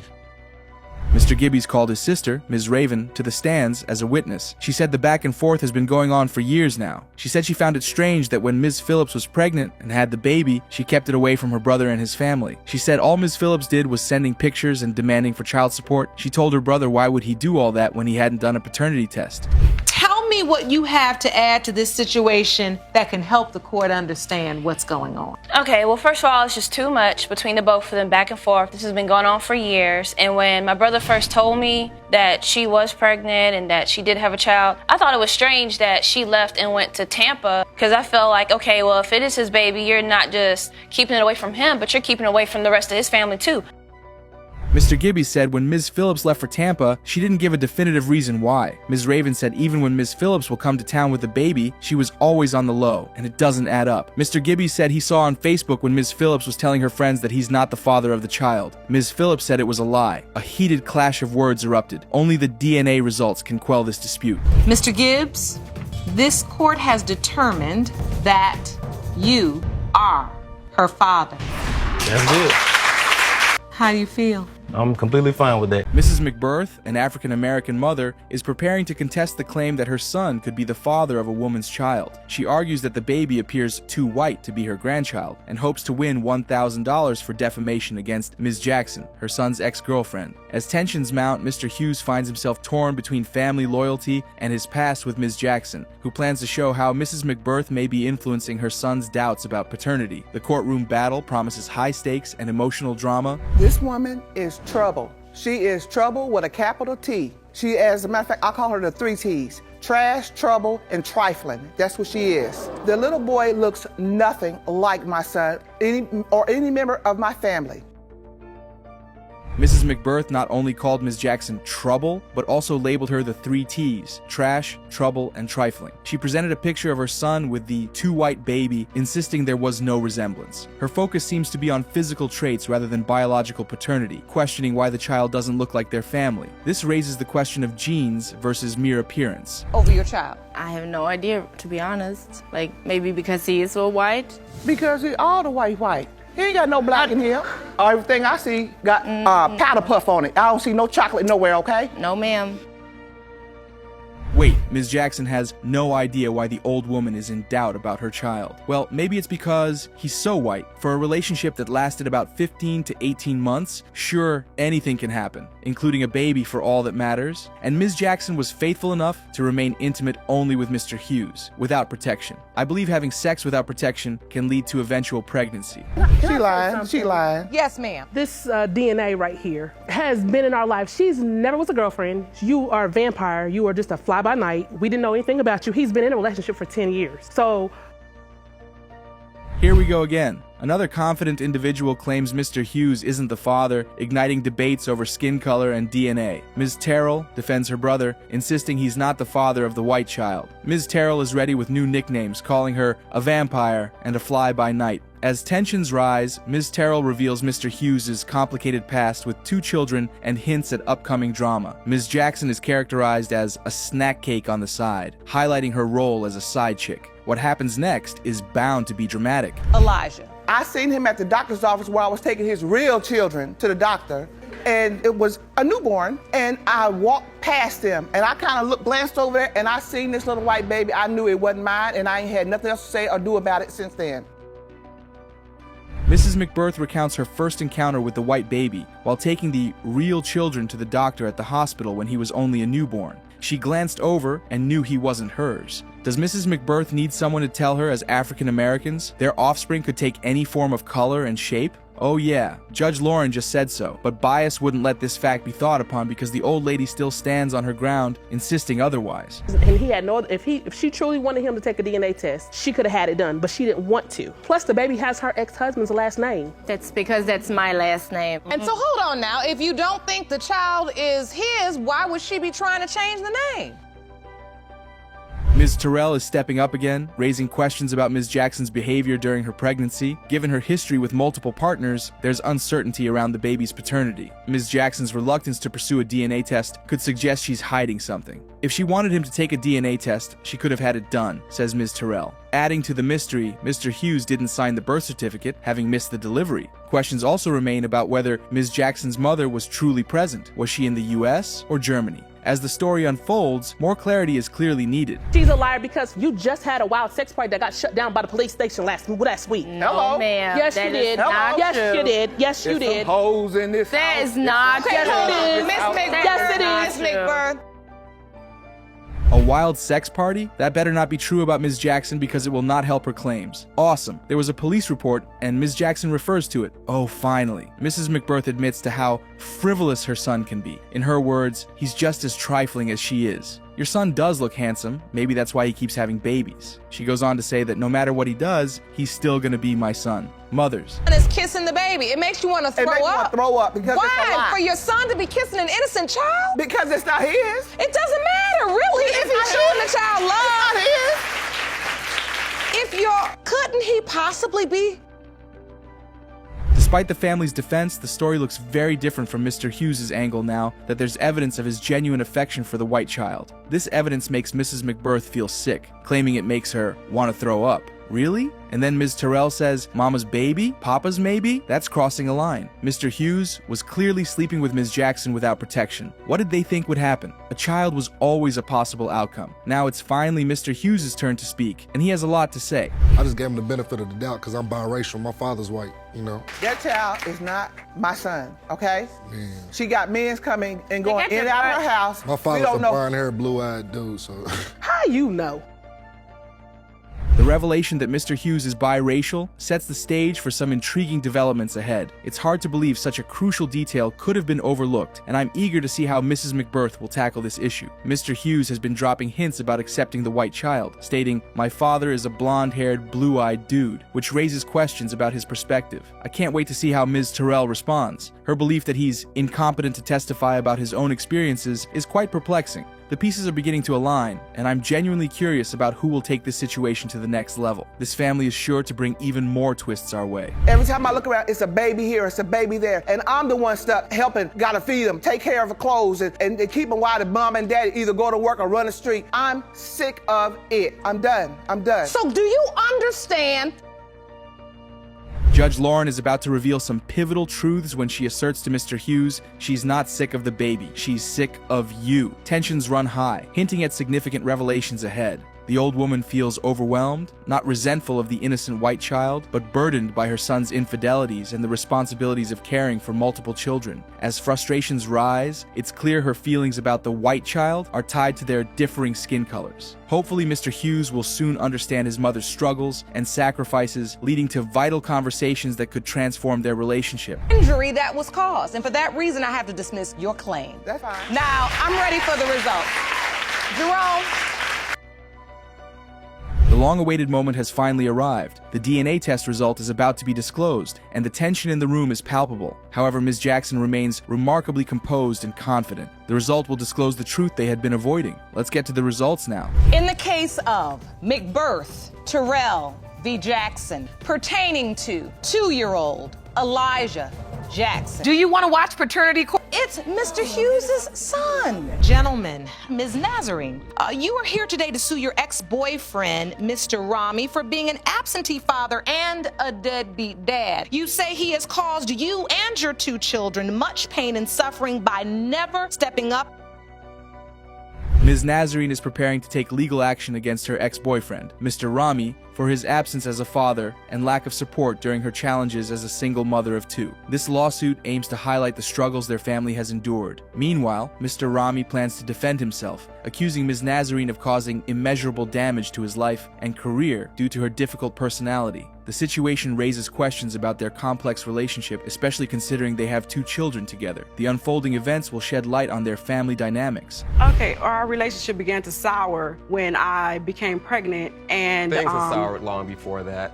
She's not the most easy person to deal with. There are definitely signs that were. Pregnancy can lead to a mix of feelings, love, hate, and of course, babies. Ms. Nazarene claims her relationship soured during her pregnancy, but we need to clarify whether it was her first or second. Rami argues it was already deteriorating before she got pregnant. If he found her very verbally and physically abusive over small issues, why would he have another child with her? Perhaps those traits weren't evident before their intimacy. He and I have had one incident where he stole $500 from me and had me and my baby in a car that had a steering column that fell. Okay, so for the time that we were together. Think about it. Mr. Rami stole $500 from you, yet you're still considering letting him pay for his kids? That's hard to believe. A thief likely doesn't have a job. If he did, he'd be sending money, not stealing it. He's chasing dreams of being a rap star, but that leaves no time for earning a GED or being responsible. Instead of growing up, he's focused on fantasy. If theft has already been an issue, continuing this relationship seems pointless. Honestly, he's probably just a waste of your time. The fact that we might have some children together and that we spend a short period of time enjoying each other's company. Outside of that, can't really co-sign anything else. What level of effort have you put forth to take care? Mr. Rami only agrees to having spent time with Ms. Nazarene and have children, rejecting everything else she suggests, saying, outside of that, can't really co-sign anything else. He sends money when asked, claiming, when I had a job, I have sent help, but could do more. While he's not a complete deadbeat, Ms. Nazarene took the kids across the country without notice. Maybe we should cut him some slack. But what else does he offer besides a $100 bill? You know that. How about the emotional support? What about that? If she would have taken my children to Georgia from Los Angeles where we had them, I would have been there. Okay, so what happened to me being 7 months pregnant with a 1-year-old and you were gone for 3 years? Emotional support is crucial. He can't bring children into the world without being prepared to care for them. While Mr. Rami raises a valid point about the distance and his ability to support the kids, it seems this confrontational conversation is getting us nowhere. Who was at fault here? They were living together with their first child until he took a 3-year break from fatherhood. Ms. Nazarene should show some empathy. It's not the time to pressure a grieving uncle with financial burdens like a $700 light bill in summer school. You want this man to be involved in his kid's life. You've got to sometime, at least sometimes, present yourself as a person that about somebody burying. Well, regardless of how terrible Mr. Rami could be, it is wise to understand situations and act accordingly. Judge Lauren went on to state, if you want this man to be involved in his kid's life, you've got to sometimes present yourself as a person that somebody would want to be around. Fact. This shows truly why he says she is tough to be with. Tell me about him caring for other children because they are light-skinned. Mr. Rami ain't a light-colored man at all. The comparison honestly makes no sense. She made her decision to be with me with that information. Really? Okay. Now, I've never acted like I was going to go get a job that was going to provide me with a raise and with upward mobility so I can be somebody that's making $100,000 a year. Mr. Rami may seem easygoing, but the way he raises his children isn't solely his partner's fault. She made her choice to be with me, he says, but kids deserve a better future. Childbearing isn't an all-expense-paid trip. Securing a higher-paying job or working multiple jobs to support them isn't wrong. It's necessary. A modest life is possible, but as a parent, you can't avoid your role in providing. The real issue, however, is dealing with a completely irrational somebody. Where did the car go? It's not about the car at Tell all. me what happened. So when I take the car there, she wants to have a discussion with me. She wants to yell and argue with me. Okay. I'm not going through that anymore. So I tell her that I'm leaving. At this point, I'm living with my parents. Which are we discussing, the car or the children? Mr. Rami cites instances of Nazarene's irrationality, but she continuously refutes his claims. This duo seems more focused on bickering than supporting their children. Rami recounts how Nazarene hit him and claims she held him hostage too. This argument is devolving into childish conflict, with everyone portraying themselves as a victim. It seems we need video proof and more evidence. Today is true. Ms. Nazarene is difficult. And I have every right to be dealing with a deadbeat who abandoned me with one baby and a 7 month in the womb. Did I ask you to let me finish? Yes, ma'am. Thank you. She's difficult, but I'm a mother, and I'm gonna tell you right now. If only decorum still exists with Ms. Nazarene. Issues here are in dire need of facts to be straightforward. One point of recon from the judge is that Ms. Nazarene is difficult. Phew, a fact. Although her pain can be interpreted from the mother's perspective, raising kids as a single mother is difficult, especially with an absent father who claims to be a modest earner with no effort to do better for the sake of his children at least. His level of irresponsibility is appalling. Son, he just, in my opinion, doesn't feel like this man loves or cares for him or his sister. And then my daughter said she's embarrassed that her father refuses to work. She's embarrassed that he's a wannabe rapper almost 40. Him and I having a friendship. Do these children resent their dad, or are they somewhat hopeful he'd come by? Ms. Nazarene submits both the kids' points of view. The son doesn't believe his father still has any love coming their way, while their daughter is embarrassed to have a wannabe rapper almost 40 for a dad. Ew. Well, Judge Lauren, there are no signs of reconciliation between these two. They are so full of resentment for each other and probably just wish to air it out in court. Do they even care about these children enough? The kids surely are helpless. Situation ain't figured out. If you love the kids the way you say you do, stop talking and give them room so maybe this man, you don't have to keep barking and barking. Hey, Ms. Nazarene, are you looking to find a resolution or not? It would be helpful if you could clarify your stance. We recognize everything you do, but wouldn't it be interesting to see how giving this man a chance could change the narrative? And about bringing up that 17-year-old resentment in court, I'm eager to see how that plays out. It seems like you're leaning toward more discussion, but I wonder if that will truly assist in the healing process. The right thing, but Ms. Nazarene, there's more to being a father than just the money. If he just wants to see him and they want to see him. Georgia, he came to my home. He was in my home. He's had every address that I've ever lived at. But can he see them tomorrow? Okay, Judge Lauren has made it clear enough. Those children do not only need financial support from Mr. Rami, but his presence also. This is incredible. So the ball is somewhere in the court between Ms. Nazarene and Mr. Rami. Let's see what happens from here. Always making sure. Will you make that effort to see them tomorrow? Yes. I don't care if look, you're a writer, but don't write too much on the text. Just yes, tomorrow. That's what I want. Just say, hey, what time? That's it. Markham Love, you're here because you say your childhood was a complete nightmare. Wow. You claim your mother, Ms. Nasiripour, lost you to foster care and left you torn between two fathers.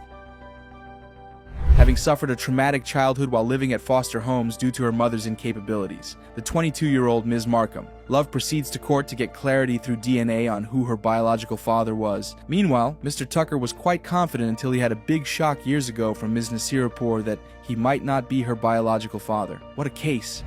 Shortly. So, Ms. Markham Love, please explain to the court, why was your childhood a nightmare? I got put in foster care, had to live with complete strangers. I don't have respect for... Ms. Markham Love's childhood came crashing at the age of 12 when she learned that she had a dad problem. Living from one foster home to the other broke her sense of morality and respect for authorities, not even for her birth mother, whom she now calls by name, Shireen. Secrets are kept hidden until it's spilled, so Granny spilled the tea on the 12-year-old. Wow, way to go, Granny. The person they said was supposed to be your biological father? Yes, Your Honor. I met him one time when I was 12. He took me and my sister out to ice cream. That was the only time I seen him. I barely talked to him.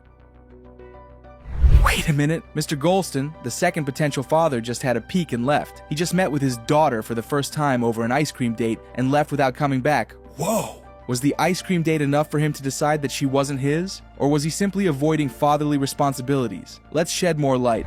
My daughter was in foster care, and I went to Sacramento to go to court to try to get her. Nasiripour stood up and said that I might not be the father. So, you had no doubts in your mind? Yes, it was. No, it's not. Your Honor, that's not true.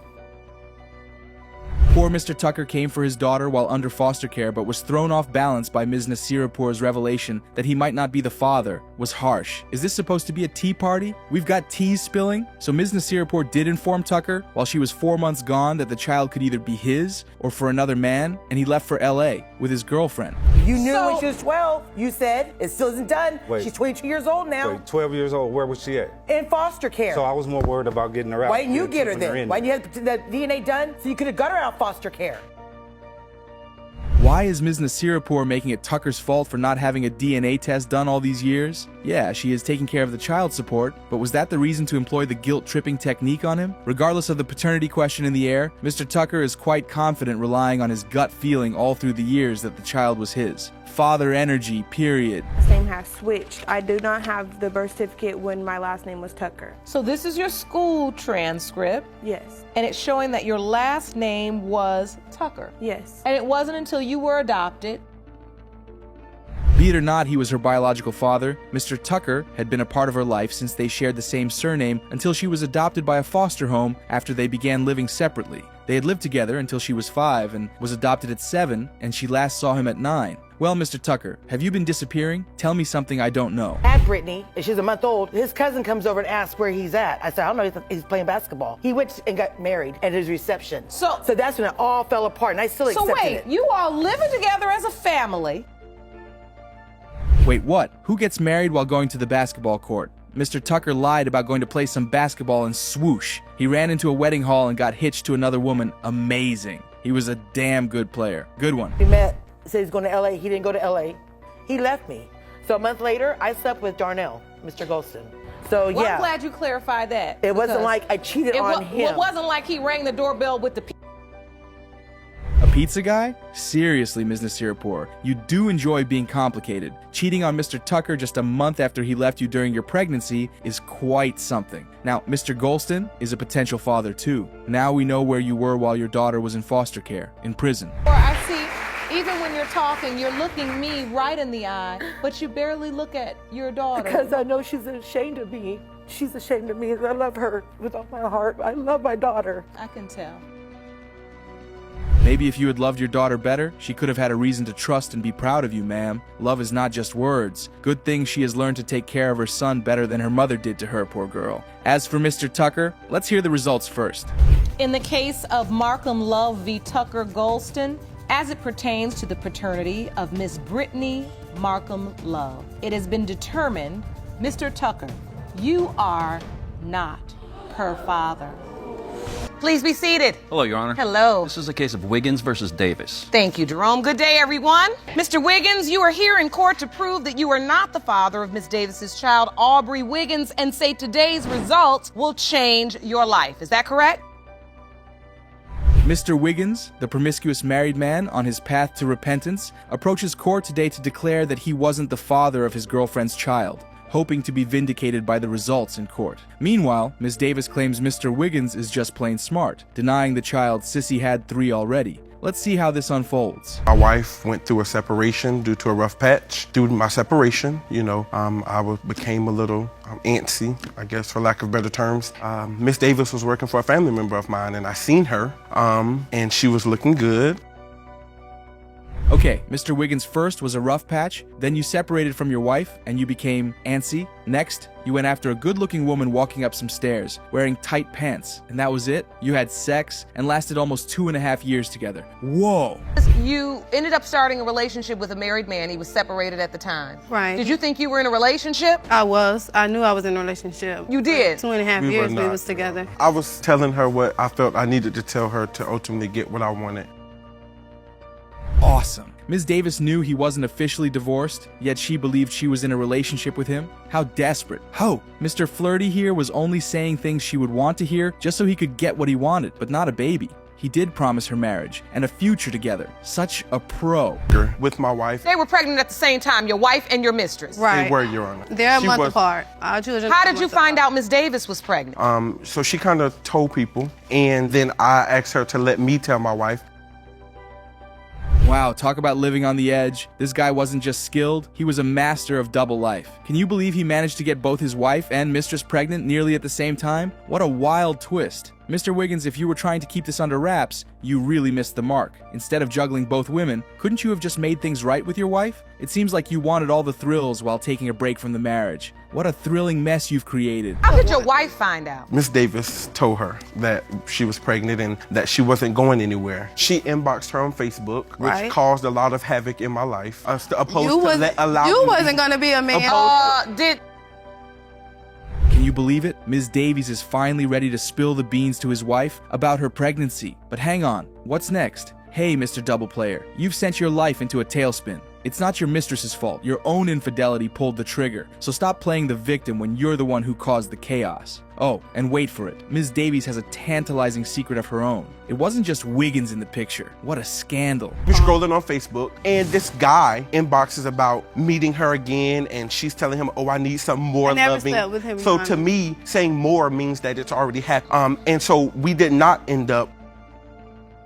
So Ms. Davis, tell me why a random dude inboxes you to meet again and you were asking for some more loving. Or did you sleep with him? Well, Wiggins, it's high time you chose a side. Were you in a relationship with your mistress or not? Because you were upset about a random guy texting her on socials. Exhibit. Your Honor, I'm no Einstein or anything, but I'm educated enough to know my own birth date. This is the birth certificate. Apparently she knew my name. This is the birth date that's listed on Aubrey's birth certificate. My birthday. Did he just mention that he wasn't no Einstein while pulling off an Einstein move to disprove the chances of being this child's father? He's in serious disapproval of this child, no doubt. Yes, there was an issue with his details on her birth certificate, but that isn't enough to prove he isn't her father. No, that's not. Was another baby. I had 2 children, another Your baby. Honor. I didn't need any more children. He I wanted didn't need me any more children. because of my body, and he wanted a baby from me. That to is keep all I me. wanted, Your Honor. Yes, yes, you did. Her because of Oh my goodness. From day so one. you're saying now he's... Well, Mr. Wiggins, why get intimate with a mistress with no protection when you don't want another child? Make it make sense. Great. He even told her he wanted a baby, damn. This man keeps lying to get what he wants. And now he's got trust issues and trying so hard to reconcile with his ex-wife. Double player. She said it. All right, so what about the child you have that's very close in age with your wife, your ex-wife? Right. Are you very active in that child's life? I have custody. They look identical. Okay. They You're look saying identical that to each other. You're saying Aubrey... Wiggins is no more than a transactional man, double dealing too at that. He was present in the little girl's life until he started wanting his family back, and Gass now gained custody of his other child with his ex-wife, slowly neglecting Davis's. He sure flips sides easily, but the results will tell if he's successful or not. In the case of Wiggins versus Davis, when it comes to 23-month-old Aubrey Wiggins, it has been determined by this court, Mr. Wiggins, you are the father. Mr. Ahmad, you say you were overjoyed to be a father after the birth of your first child, 22-month-old Nevaeh. However, you claim that you were crushed when the defendant later told you another man. After his girlfriend, Ms. Day, had broken the sad news to him about his supposed child being possibly for another man, Mr. Ahmad's excitement as a first-time dad transforms into determination to get his daughter back through DNA test results. He hopes to gain full custody of her. What a dilemma. The stakes are high. And it meant a lot age, to you. You know, I waited 40 years to have a child. Now I come to find out that there could be a possibility that it's not. So, Ms. Day, what is your response to that? I told him the truth from the beginning, that she might not be his. Having waited for 40 years and losing his first attempt at fatherhood to an ectopic pregnancy, Ahmad was happy to be the baby's father. Sadly, the paternity issue arose out of the blue, and he was not going to relent from being her father still. Poor man wanted a family to be there for. It was more of a friendship for me. I loved Mr. Ahmad, but I wasn't in love with him. It was just, he was there for me, and I needed somebody to be there for me. And how I found out she was pregnant, she came one morning. Whoa, did she say it was just friendship? Well, Ahmad was more than committed to this relationship. Pick a side, Day. Do you love him, or do you just want to keep him around? I see what's going on here. She only wants him to be there for her. She affirmed that he was the girl's father from the start, so what changed? We didn't even get along that much. I was not at his house every day. We argued so much, I never lived with him. Like, he would, when I spent the night, some nights he would kick me out at 2 in the morning. Why are you so upset now? Because you feel... There are questions to be asked here for real. So wait, you never got along, yet you stayed with him? If he was an abusive man whom you were certain wasn't your baby's father, why did you stay? He was a friend to you but kicked you out one time at 2 a.m. No true friend would such to the other. I don't think he's the one making you a bad person here. But your testimony, Ms. Davis, honestly, they are both on different pages. I agree with Judge Lauren. I was present the entire time she was pregnant. I cut the umbilical cord. I signed the birth certificate. After the baby was born, we left the hospital together. Matter of fact, her mother picked me up too. Okay, that's it. Mr. Ahmad here is the most present father ever. Right through the pregnancy to childbirth, he even signed her birth certificate. And now all Ms. Day has to say is she didn't permit him to sign the certificate? Well, if this isn't Top Gear manipulation, then I don't know what else is going on here. Actually, contacted the hospital because we wanted to find out what the protocol was for the execution of birth certificates. And per the hospital where Nevaeh was born, the procedure is when they admit a mother of a child into... The facts don't lie, Ms. Day. So the hospital was contacted, and according to their protocol, Ms. Day submitted Ahmad's last name for her daughter to bear. Now, who's talking about not permitting him to be her daddy when she already gave his name to her daughter as well? She sure sounds so confident stealing a stranger's last name. And you truly believe this other man is Nevaeh's biological father? Yes. Why do you believe that? Because she looks like his kid. She looks like him. She don't look like Mr. Ahmad at all anymore. And so, do you admit that you... Ms. Day, your confidence may be top-notch, but if you hadn't wanted him in your child's life, should his name be on her birth certificate? So he told you he was going to be there for her, and you let him assume the role and position of another man. Come on, Miss Manipulator. Just like her daddy right here. Is that Mr. Ahmad in the picture? Yes, I said she looked like him at first, but she doesn't anymore. As she get older, she looked more like the other man. You're affirming his belief.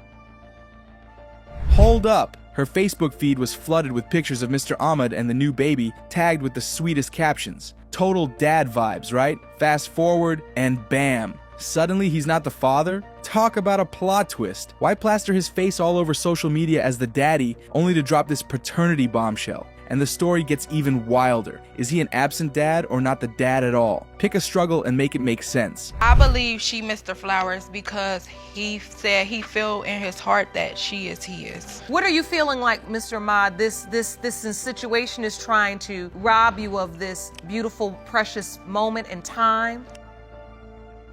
Hold on tight. Ms. Day says Mr. Flowers feels the baby is his. How sweet. But guess what? Mr. Ahmad also felt it, stepping into the dad role from day one. Could this sudden paternity switch up be because Mr. Ahmad's wallet is a little light right now? It smells like a financial plot twist to me. Time for the DNA drama to unfold and reveal the truth. It has been determined by this court. The biological father is Mr. Flowers. Ms. Garrett, you are here on a mission today to prove that the defendant, Mr. Boyer, is the biological father of your 2-year-old daughter, Naomi. Is that correct? Yes, Your Honor. You say that after a month of non-stop, unprotected sex with the defendant, Mr. Boyer is entangled in a paternity dispute with Ms. Garrett, his former fling. She insists he's the father of her 2-year-old, the result of a month of unprotected sex. The question remains, can Mr. Boyer escape this situation, or will the truth and its consequences be unavoidable? What's hard? It takes two to tango. We both grown. We both did what we did. And the result to what the fact that we did, we created a beautiful baby girl. And I just need to clarify to him that she is his.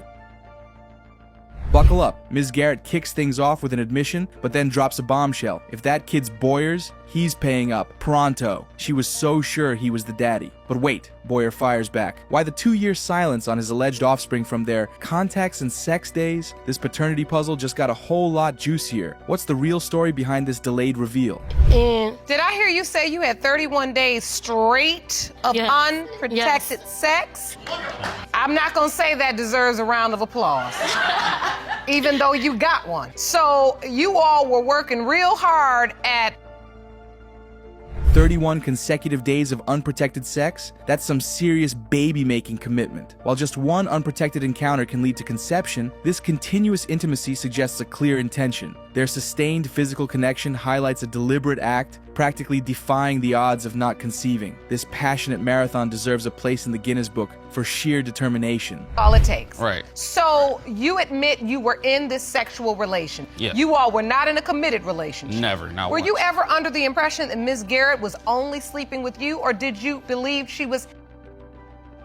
It was a sexual relationship with no commitment, just as they skipped the use of protection. Ouch. Mr. Boyer thinks she was too easy. Therefore, it couldn't have been just him in the equation. Just like fried rice, he said she wasn't meant to be taken home. That cuts deep. Well, Garrett reestablishes that she just wants the results, nothing else. I did not. So you started dating somebody new and you thought it was his child? Right, Your Honor. So you told him, I'm pregnant? Yes. Was he happy about it? Yes, he was. All right, so you told him you were pregnant and you never thought to notify Mr. Boyer? No.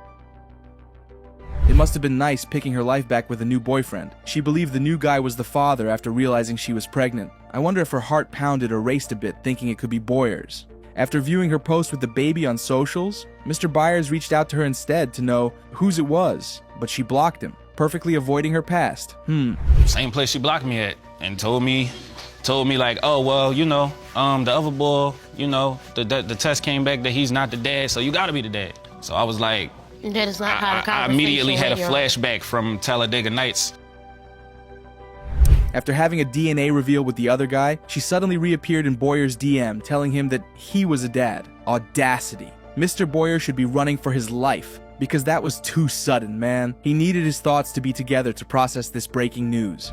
I got zero spiritual energy from this child. I had zero vibe with this child. I looked at her. She don't look like me. She don't look like my sister. She don't look like no female in my family. She don't look like nobody in my family. So, I don't know. Maybe the eyes, but that's about it. I mean... Did he just mention having zero spiritual energy from the child? Oh, gracious. Since when did that become a criterion for fatherhood? Or did he mean he's got no bonding or connection towards this child because she takes after him in no way, neither look like him nor his sisters? And you were happy in the relationship or you wanted the relationship? When he was worrying you about the paternity issue, you blocked him. You said it. Then the relationship with the guy didn't work out, or either once he discovered... It is safe to say that Ms. Garrett was after her own happiness and nothing else. Her decision to avoid and dodge the paternity question from 2 years ago was just so she could enjoy her new relationship with no issues. Not from her past, her crazy reconciliatory move toward Boyer, immediately her new stopped working out as expected because of the issue of paternity of the child. The DNA result is ready to be read. Let's get to the results. It has been determined by this court. Mr. Boyer, you are not the father.